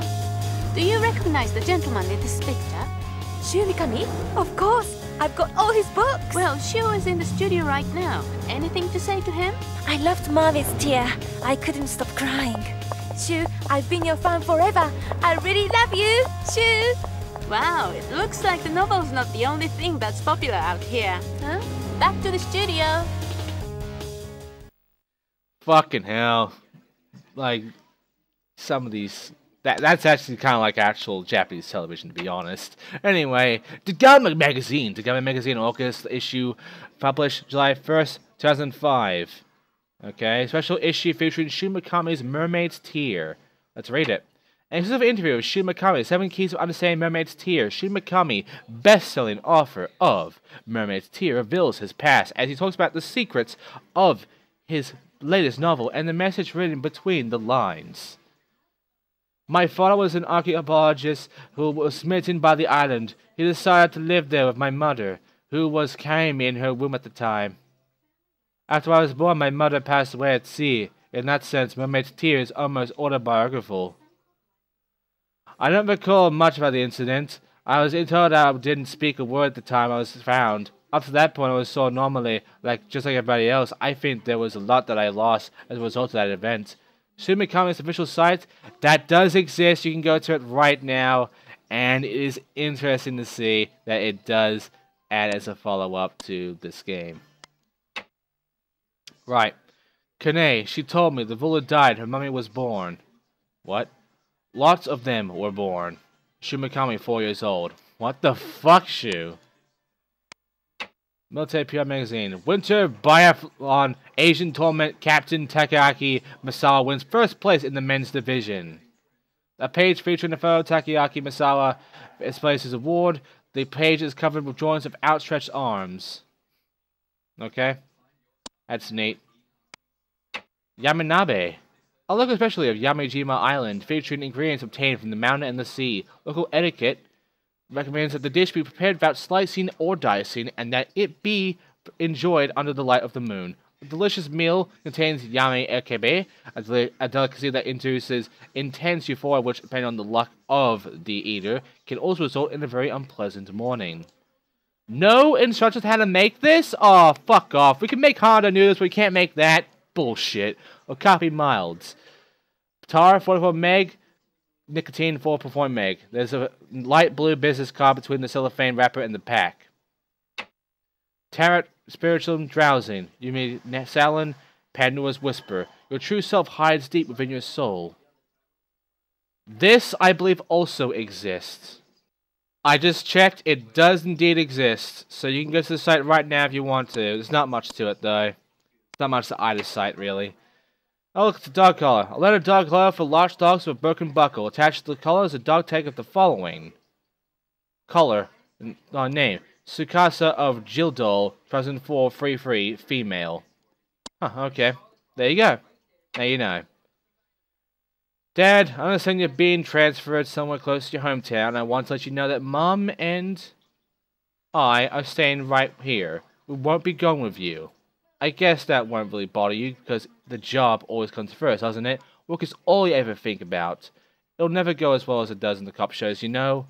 You need to get your head out of the clouds. It seems you don't belong in your workplace anymore. Poor Mom's worrying so much and working so hard, she's becoming ill. I decided not to go to college. Instead, I'm going to get a job so we won't have to depend on you. Asako. And the earth was a chaotic seed, without form and void. The darkness was upon the face of the deep, and the creatures that crawl upon the face of the waters. And God said, let there be light, and there was light. In a state of chaos, the darkness and creatures swept to the depths, and away from the flooding light. And there they melted as one of the darkness, and those who failed to find shelter from the light took form deep below the surface of the water. Okay. And for those lost in darkness, they sought to regain their place in reality. Sending one of their own in the form of a maiden, they wait for the day they can rise from the depths. What the fuck? Okay, what's this? Yamijima Amusement Park, 1 Ferris wheel. Hours of operation, 9 to 16:30. Children 1 ticket, adult 2 tickets. Toad Coffee Cup. Hours of operation, 9 to 16:30. Children 1 ticket. Adult 2 tickets. Free Flower Plaza, a delightful garden plaza featuring tulips in spring, sunflowers in summer, and cosmos flowers in autumn. 4 Flan Plaza, a functioning playground for summer fun. Okay. Ticket machine. Amusement rides require admission tickets. 15 yen. 50 yen per ticket. Per ticket. Per ticket. Hey, look at this fucking thing. Space Cold War 1972, produced in Japan, and Akinasu Films release. Political deadlock shakes the space. The story, 2 million light years from our solar system, Galactic Republic elections are being held on the planet Bentro. The results are close, threatening to offset the delicate political balance of the Republic and secure a majority and regain a foothold in this plan to conquer the universe. The evil galactic governor, Matango, looked to the planet of the casting vote, a planet called Earth.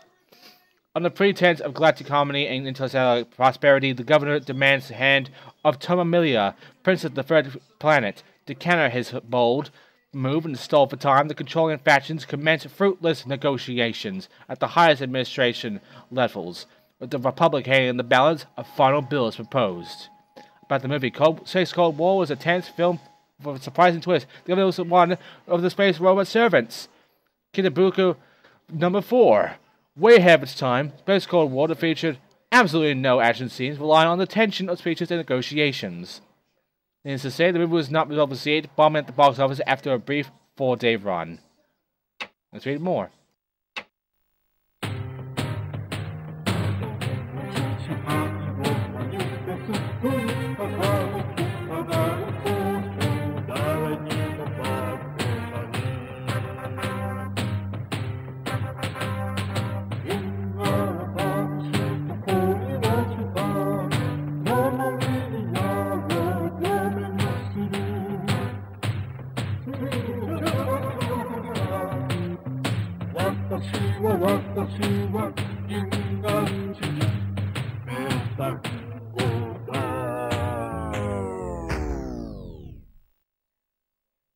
Well, that was, yeah. A story of Yamajima Island, folklore, culture, history of the Yamajima Research Group, spring 1960s. It's free. Fuck my mouth! Keeps fucking up. The history of Yamijima Island. There are a number of theories regarding the origin of the islands. Come on. Name, Yamijima. The island is also known as the Isle of Hate, the Isle of the Dead, and the Isle of the Dark. Okay. Given the isolationist, I'm not saying that, nature of the island's residents, either of the names would seem appropriate in terms of context. Over the years, the island residents have developed their own unique folklore and customs, pretty much closing the door to outsiders. However, the discovery of gold on the island has brought about a drastic change in evidence by the recent influx of outsiders from the mainland. Next page is torn from the documents. Well, that sucks. We'll never know what it says next. Next up, student's picture diary. The child made for picture diary. Yamijima grade school, 4th grade, Kumiko Yukiko. Okay. June 3, Kumi.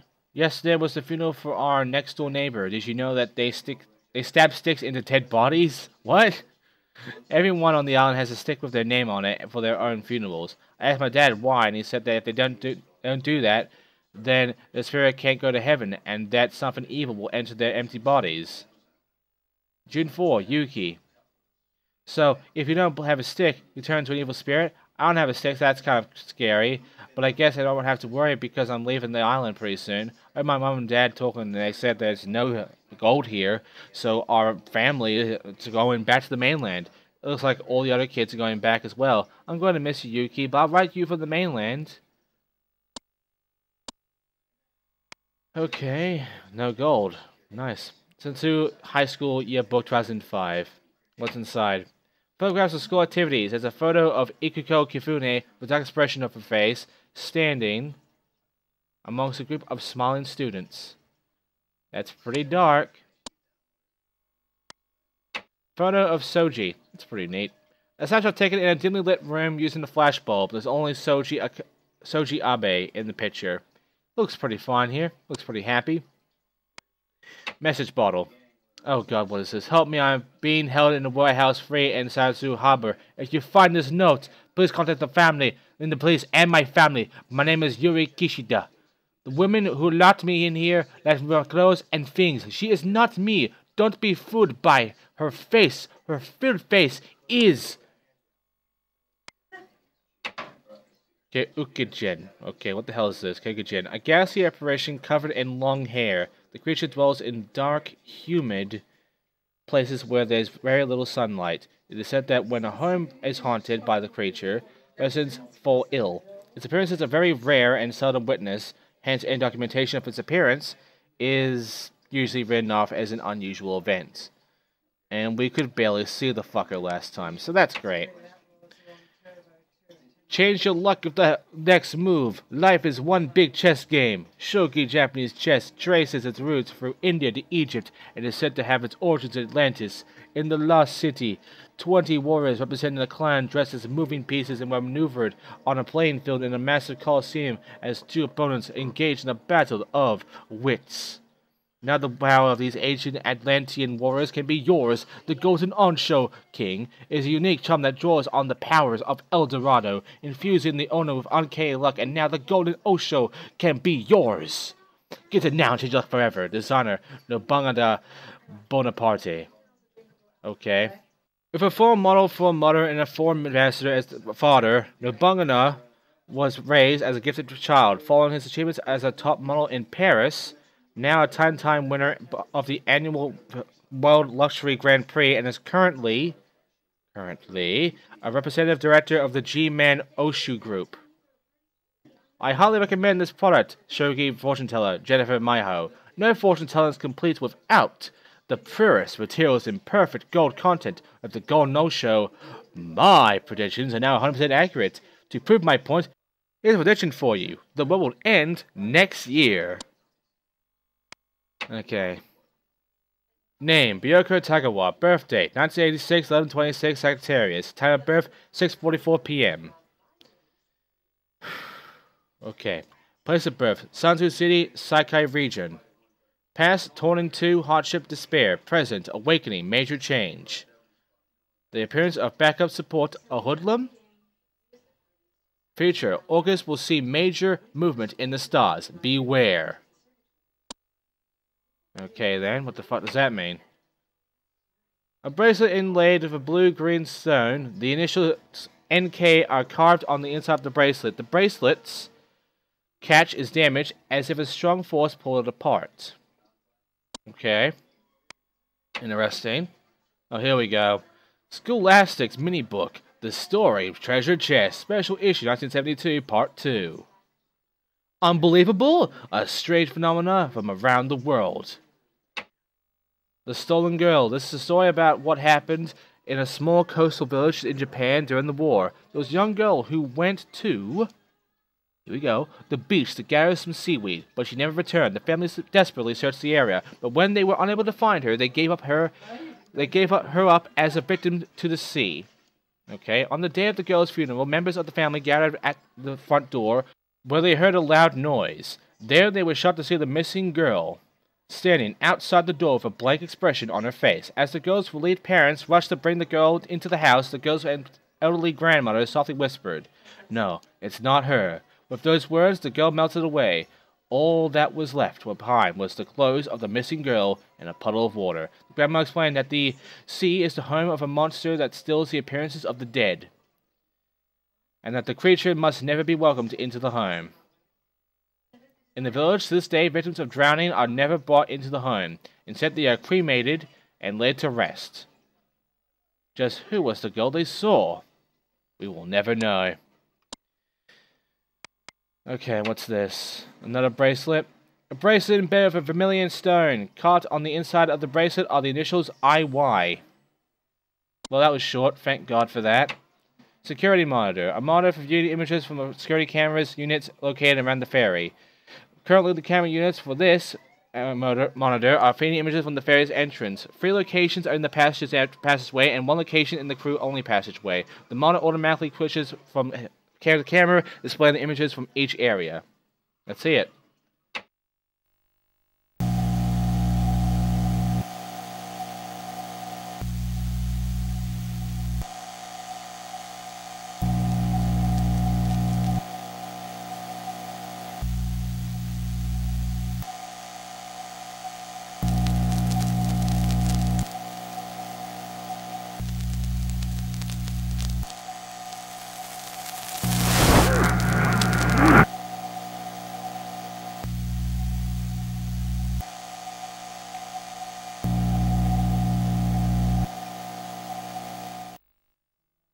Well, that was interesting. Oh god, it's this fucking console. A video game console released by an overseas manufacturer of 3G Maniacs. In 1982, the machine featured an awesome graphic chip capable of generating full 3D images. However, a shabby sound chip, which couldn't produce the CD and E notes, proved to be the machine's downfall. Several games were released on the platform and are still sought after by game collectors. A review of Kunitoris 3G Maniacs is launch title for the Japanese market is a hybrid game combining Shogun Federal Wars with puzzle action. Unfortunately, the idea of matching tiles conquer territorials fails to generate any of the excitement associated with actual war simulators. Rating 6 points. And also, by looking at that, you get the minigame that's we're going to look at later on. July 29th, decided to remove Yamijima artifact B54 from my records of the digs. Unearthed from the greatest point of the Site B's eastern grid, the artifact differs from the other relics. To date, I've been able to determine the materials, the period, the style, or any other identifying characteristics. Could it be... Here we go. Could it be a modern piece of work that somehow got mixed in with other relics? Or is it some sort of prank or hoax? At this point, I can't accept this piece as an artifact. An official artifact of the dig. July 30th. Kane's resemblance to my wife is uncanny. Even my son Shu, who's never seen his mother, seems taken by her. I know this is all wrong, but I can't make myself do anything about it. Not the situation. This is Ryuhei, huh? July 31st. Somebody smashed the rear window again. How can they be so blinded by their customs? Maybe this is the only way they can express their anger at the developers who polluted their waters. I was never accepted even from the very first day I arrived on this island. The hatred that the islanders feel towards outsiders is something that will probably never change in the years to come. And it probably won't, even when they're dead. Overview, here's Mikami's late wife found between the pages of his notebook. Nice. Almost there. Almost there. Mikochu. Individuals born on the island are given a branch from a holy tree called Mikochu. Okay. The name of the newborn is carved into the branch and offered up in a unique ceremony. Alright, according to ancient writings, the Mikochu tree itself does not exist, although its branches do. The ceremony for finding the branches in Shinari Mountain is referred to as the Mikochu Walk. For generations, the head of the Ota family has been responsible for finding the branches and granting them to the island's newborn. This faith surrounding the Mikochu seems to be a variation of the belief that holy trees are capable of cleansing evil and unclean things. Okay, then. That's, quite a belief. Looking for treasure of daddy. Shu Mikami, 4 years old. Thank God it's short. Okay, here we go. Latest observation result hints at the existence of a parallel universe. Okay. Have you ever imagined the existence in a world other than the world we live in? The idea that there is another world, beyond ours, that looks pretty much the same is referred to by the term parallel universe. No shit. The number of these worlds are said to be equivalent to the alternative paths that were not treaded in our world. Yeah, it's called alternate. Recently, the existence of a parallel universe has suggested by the latest space observation results, arguing the existence of a parallel universe may seem bizarre to some. However, since taking into account the relationship of time and space, and the very fact that we are here in this reality, there's clearly a link that may reveal the very mysteries of life. Drawings rendered by the crew involved in the pylon's construction, this strange phenomenon in which these individuals drew the same image at the same time resulted in a certain degree of uneasiness among the personnel. This sort of event, wherein a coincidence seems to be related to the extent of being on the same order as casualty, is referred to by the psychological term synchronicity. Dog whistle. Okay, this is simple. Dog whistle carried by Shu Mikami. Oh, for fuck's sake. The whistle emits high-frequency sound waves that can only be heard by canines. It is commonly used to issue silent commands to dogs. To the average ear, the whistle sounds like a faint breeze. That's how dog whistles work. Okay, his lighter. Soji Abe's favorite vintage oil lighter. The surface, which features an engraving of some sort of fiery character, is marred by burns and traces of bite marks. From the dog, obviously. Oh boy, here we go. A collection of Yamajima folklore compiled by the Yamajima Folklore Research Group. Let's rate them. Published in 1967. Skipping evil on the beach. An old woman of the island relates a tale of an impoverished couple who lived on the shores of Onoku. One day, the pregnant wife wandered out to the beach to wait for her husband's return. Heedless of the warning handed down by generations of the islanders, in which a cursed child would be born by a pregnant woman who was touched by the sea, she stepped into the waters as she waited for her husband. Hearing of the transgression, her husband was furious. The wife was advised by the certain member of the Oda family that her newborn child should be dismembered, sealed in a barrel, and buried in hollowed ground. The wife ignored the advice. As the infant grew, the mark of the defiled appeared on the child's skin. To save the child, the certain Ota family member performed a ceremony using the holy tree to exorcise the child. Shortly thereafter, the mark of the defiled faded from view. Cast the winds. Fuck. Pentagon Ogopogo digital camera GWC99Z, featuring a 21mm 160mm tri-disc optical zoom lens and Muse Engine 2 for clear resolution and rich color expression. Easily handled, waterproof, and solidly constructed for the active photographer. What's inside of it? A photo image of Mamoru Itsuki taken by Sensuru Harbor. The picture was taken by pointing the camera at himself and shows a girl in a red cardigan and a fisherman with a vacuous expression on his face in the background. Okay. 2005-729. Company granted my business trip request. My first sole assignment, Yamajima Island. I'm tense and excited, unable to sleep. 2005-8-1. I never thought I'd see that dream again. Why do I have to wear like this? I feel like I'm an exceptionally cold Person. Maybe the dreams are a result of stress from all this tension. I've got to make this assignment a success. Okay, I read it all. Okay, dear Mamoru, I used to think you were different. Unlike everybody else, you didn't ignore me, but I guess you were no different after all. Okay then, just like them, you thought the bruise on my chest was gross, didn't you? That really hurts. But I guess I should at least thank you for being nice up to now. Goodbye. There you go. Oh god. The duty of protecting Yamajima Island is the duty of the Ota family. It is up to the members of said family to keep to the following. Never desecrate the hallowed land. Be not tempted by those who fear the light, for they be the instruments of the ancient ones. Forbid those with child from entering the sea. Carve the name of the newborn on the Makoju branch. Conduct funerals using the Makoju branch.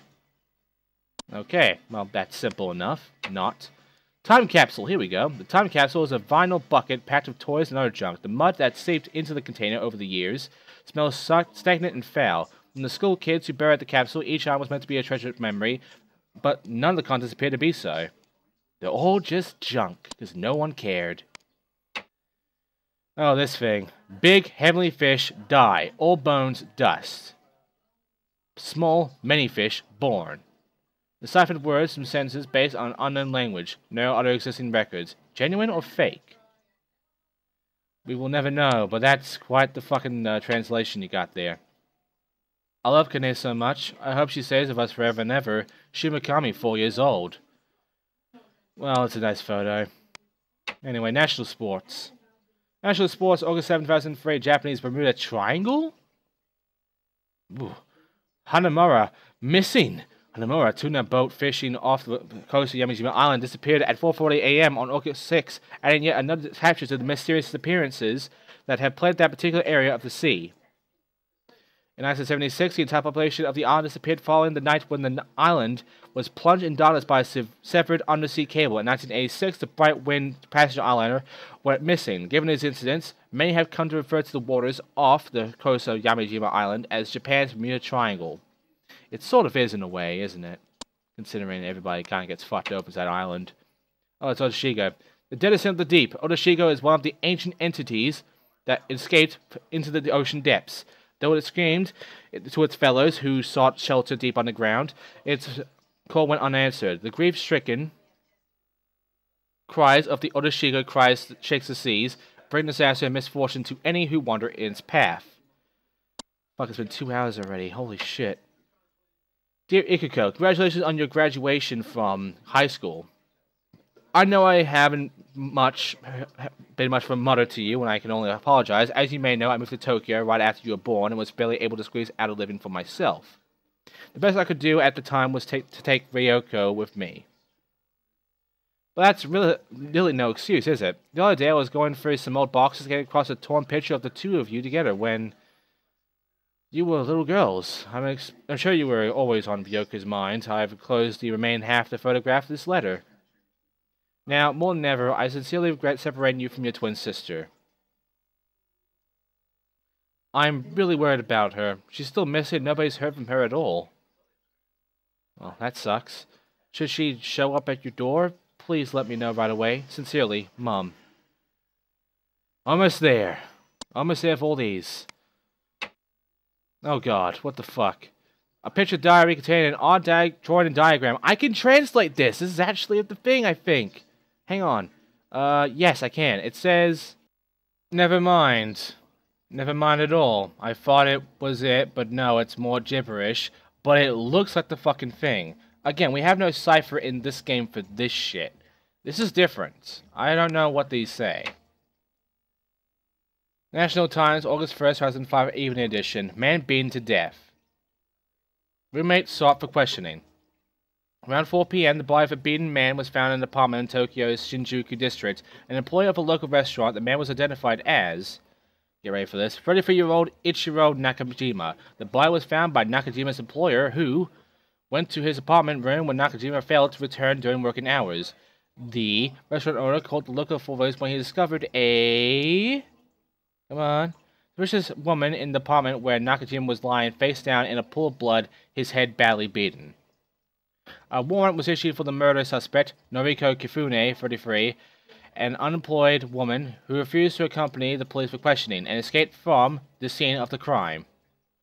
Further investigation revealed that Kifune has been residing with the victim for about a year in the same apartment room where Nakajima met with his untimely death. Neighbors also report that the two were heard arguing on the previous night of the incident. Okay. Almost there. Oh my god. All we have left is 99 and 100. Let's do this. Okay. Missing! Kiyoya Suda was last seen leaving home riding on a foldable mountain bike on August 2, 2003, Saturday. Mr. Suda remains missing. Name, Kiyoya Suda. Birth date, July 26, 1977. 16 years old. Blood type, 0. Am I seriously going to yell at this fucking thing again? Wait, hang on. Height, 170 centimeters. Weight, 60 kilograms. Don't maybe yell it out. Last seen wearing a mosquito short, sleeved shirt over a white t-shirt, jeans, and white sneakers. If you have any information or may have seen Kiyoya, please contact the local authorities of police station headquarters at the number listed below. And lastly, the final one. This thing. Portable headset, stereo cassette player. Playback only. Play it!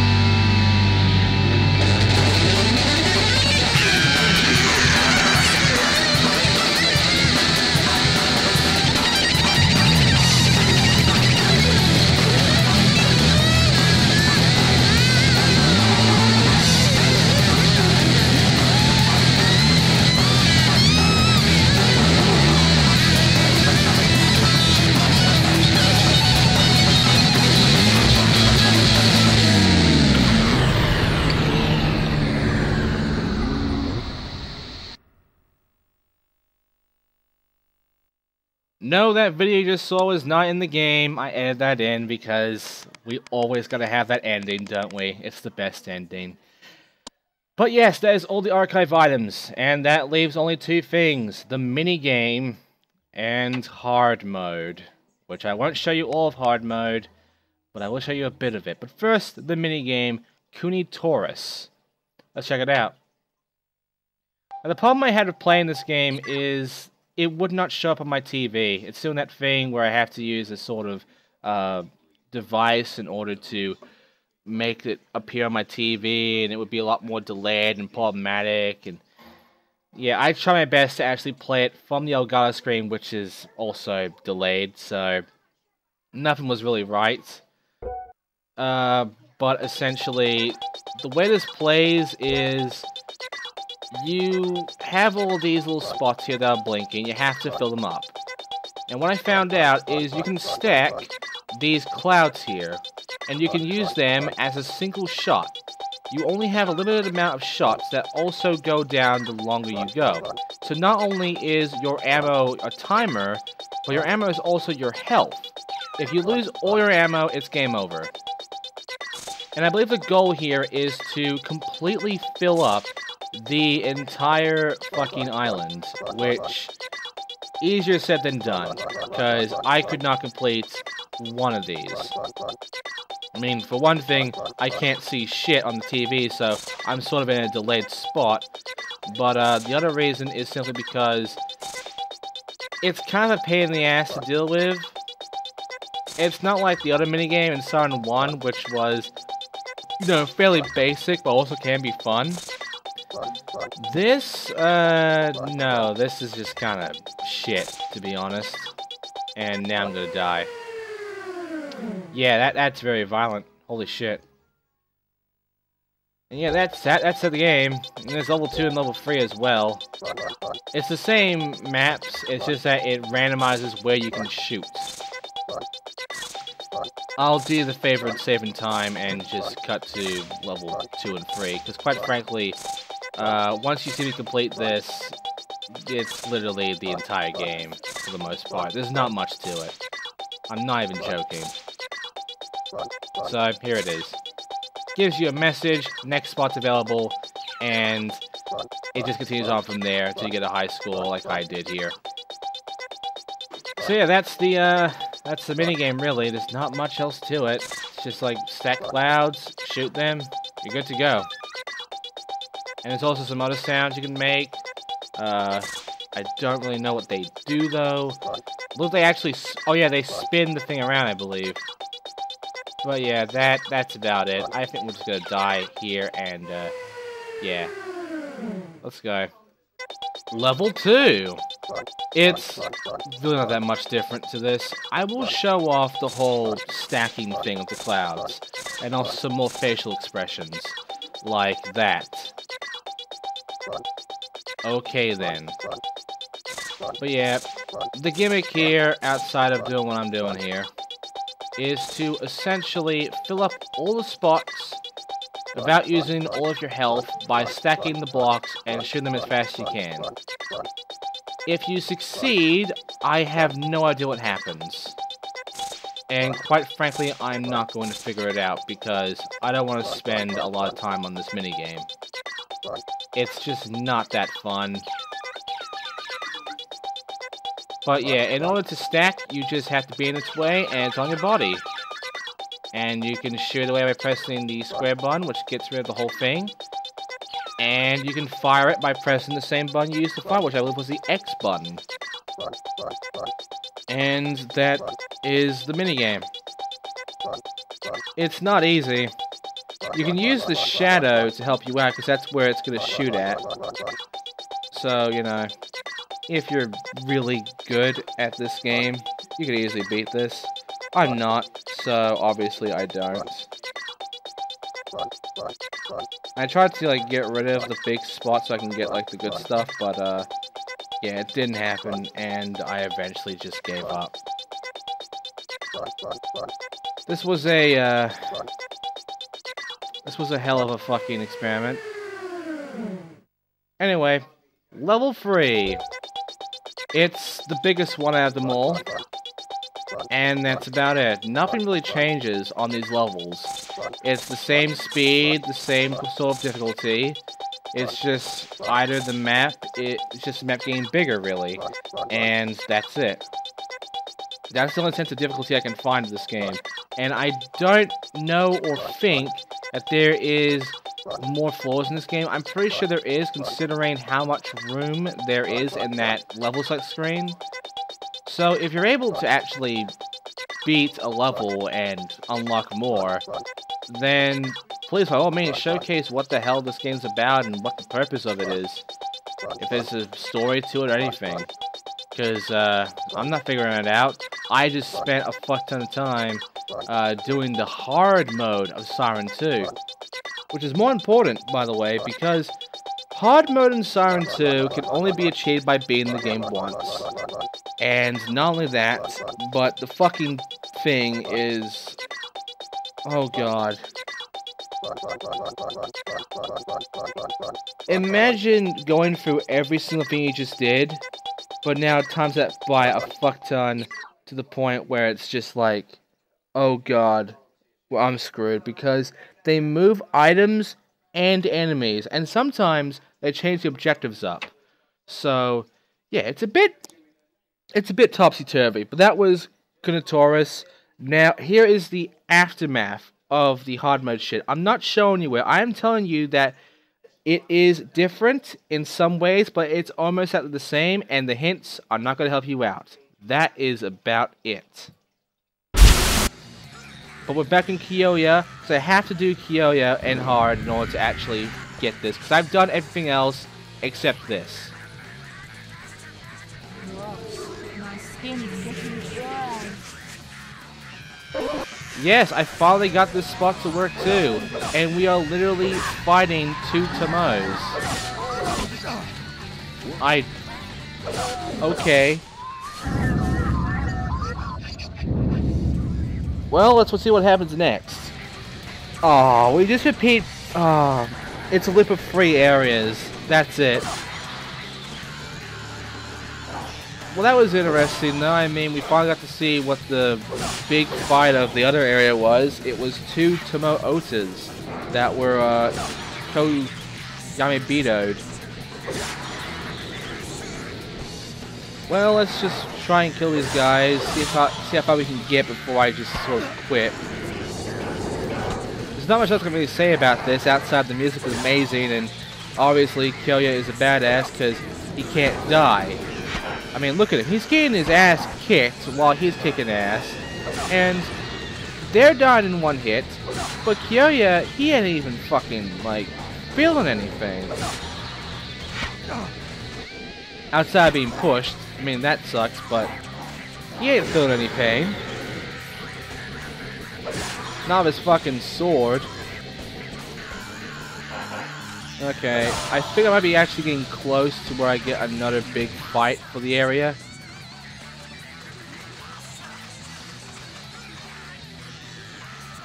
Huh. It's different. It's not the Ko Yanabito. It's actually the 2 Tamen. Not Tamen. 2 Tomos again. There we go. Okay, so we fought 2 Kos, and we fought 2 of Tomos. I'm wondering what I'm going to get in the 5th fight, in the 5th round.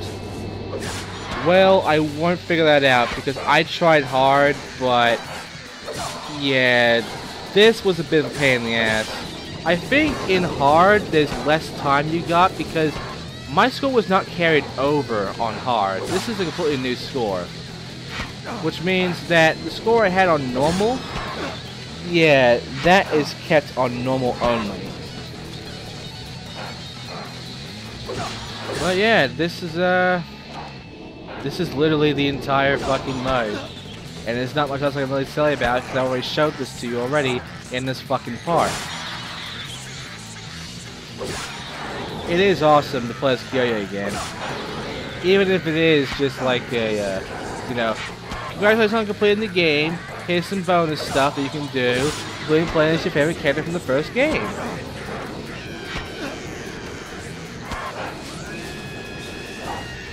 These fuckers are annoying though, because they just keep fucking with me. They're annoying to deal with, and I'll never like them ever again. Not like I ever liked them in the first place. And that's it. My final score is that. 225400. Mission accomplished. I have done every mission, every level on hard. And I'll be showing the actual evidence of this. Our reward for this, we get a new mission. It is that blue line there. It is our actual final mission.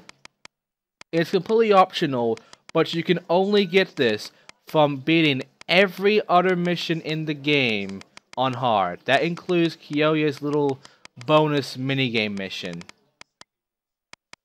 So yeah, essentially I spent hours trying to do this, and it's done. So now we get to see what exactly is going to be in this mission. What is our reward for going through this fucking hell ride? Well, it's on Takaki's side, but it's not Takaki, it's someone else. It is Memento. And we are going to be playing Memento right now to end Siren 2. So, are you ready? Here we go. Let's play the stage. We don't have an intro cutscene, but we do have an objective. And that objective, after the now loading screen goes away, is... Come on, show it. Escape from Hoya with Mamiko Nabeshima. Who the fuck's that? Well, the highest difficulty level using Nitaka, our character, from Mamiko and escape scare from Hoya. Nataka's flashlight batteries are low, use it sparingly. You have a low battery, don't waste it all. And be careful when controlling Nitaka. Being a Shibito, he lacks certain movement skills. Yes, we are finally playing as a Shibito, and we can't crouch. We move slow, we fire slow, and we are fairly weak, so...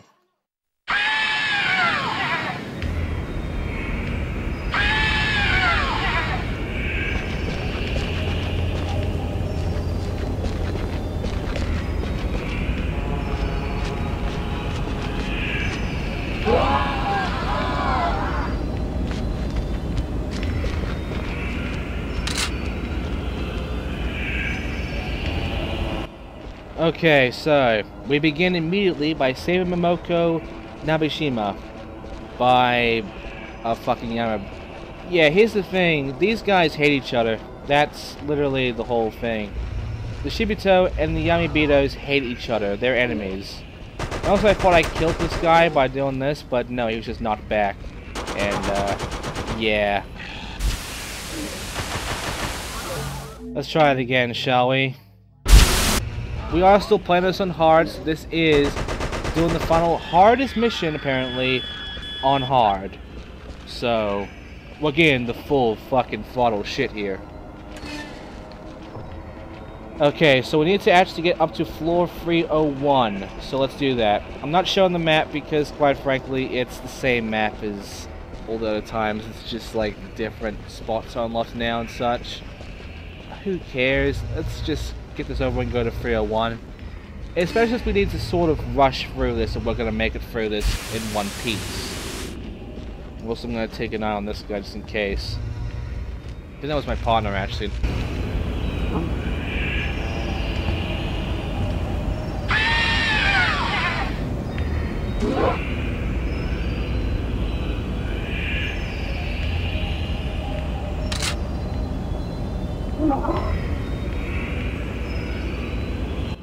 Think of the iron! Yeah, I captured my partner. Okay, so... the walkthrough tells me to use the checkpoint, so I have to use the checkpoint. Also, male, 39 years old, Shibito as occupation. I guess it's his part-time job or something. Okay, this took me a lot of attempts, but I'm showing you a successful one because it took me over an hour to actually complete this. Because there's a bit here that is absolute bullshit. So, first of all, you need to go down the stairs, but then you need to walk, not run, down the final set of stairs to the door. Because that guy is still there, and you don't want to alert him. Then, open the door, get your flashlight on, and shoot him 3 times with your pistol, not your machine gun. Replace your pistol with his gun. Now, switch back to the machine gun. Move all the way to the barrier that is back up. Look to your right, aim up. There is a sniper on the balcony. Shoot him from the nuts all the way to the head, and he will die. See? Next up, change back into the pistol gun or whatever, and run all the way to this way on the road till you get to the truck. Climb the truck up, and just get up to the building. Then once you're inside the building, open the door, go inside. Now, this is the tough part.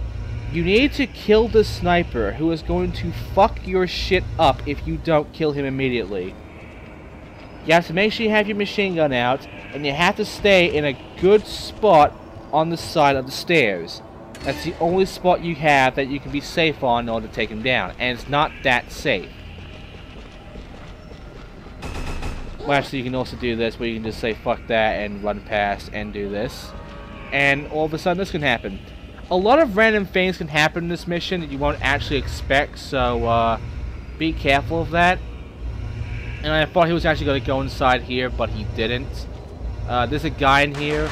You want to go inside and shoot him down. Make sure you have your flashlight on when you shoot him, by the way, to blind him temporarily so he doesn't shoot you back, because he has a gun. Once you take him down, replace your little minigun with his gun, and then go get the iron. It's right to the right of you.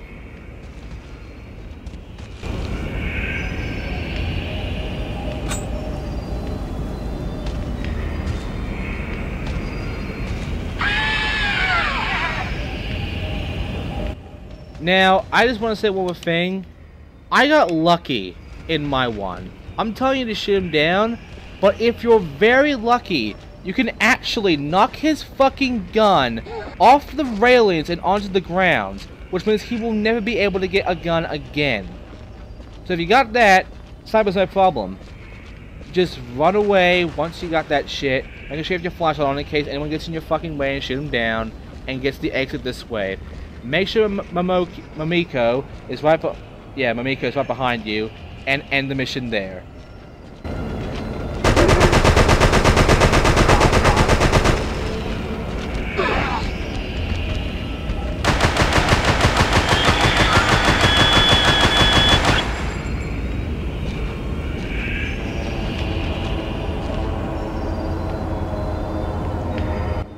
And that's it. Mission accomplished. Which means I have successfully homicided Siren 2. Which also means it is the end of this Let's Play. Which also means it is the end of this month. It has been an interesting 4 Let's Plays to go through. From Siren 1 being difficult to Fatal Frame 2 being a total fucking train wreck. To Resident Evil 0, which was complete shit. To this, which, honestly, I enjoyed a lot. It had some improvements, it had some deprovements, but overall, I enjoyed it. I thought it was fun. And, yeah, we are done. I have completed both games, 100%. So, what happens now? Well, the month's pretty much going to be over after this, so really, we're going back to our normal schedule of Crash Bandicoot N. Sane Trilogy, Total Underground, the stream highlights, all that shit. And I believe, if lucky, because I might be doing a stream tomorrow, depending on when how long this uploads and renders and all. You might get another Bubsy 3D speedrun coming soon tomorrow, which will be on the release date of the new Bubsy game, which will be interesting. But yeah, as for this game, that is it. Thank you for watching throughout this. It has been fun. I hope you had a fantastic October and a fantastic Halloween. I will see you next time when I go back to Crash N. Sane Trilogy, Total Underground, the stream highlights, and whatever fucking else I've got planned afterwards. Well, see you then.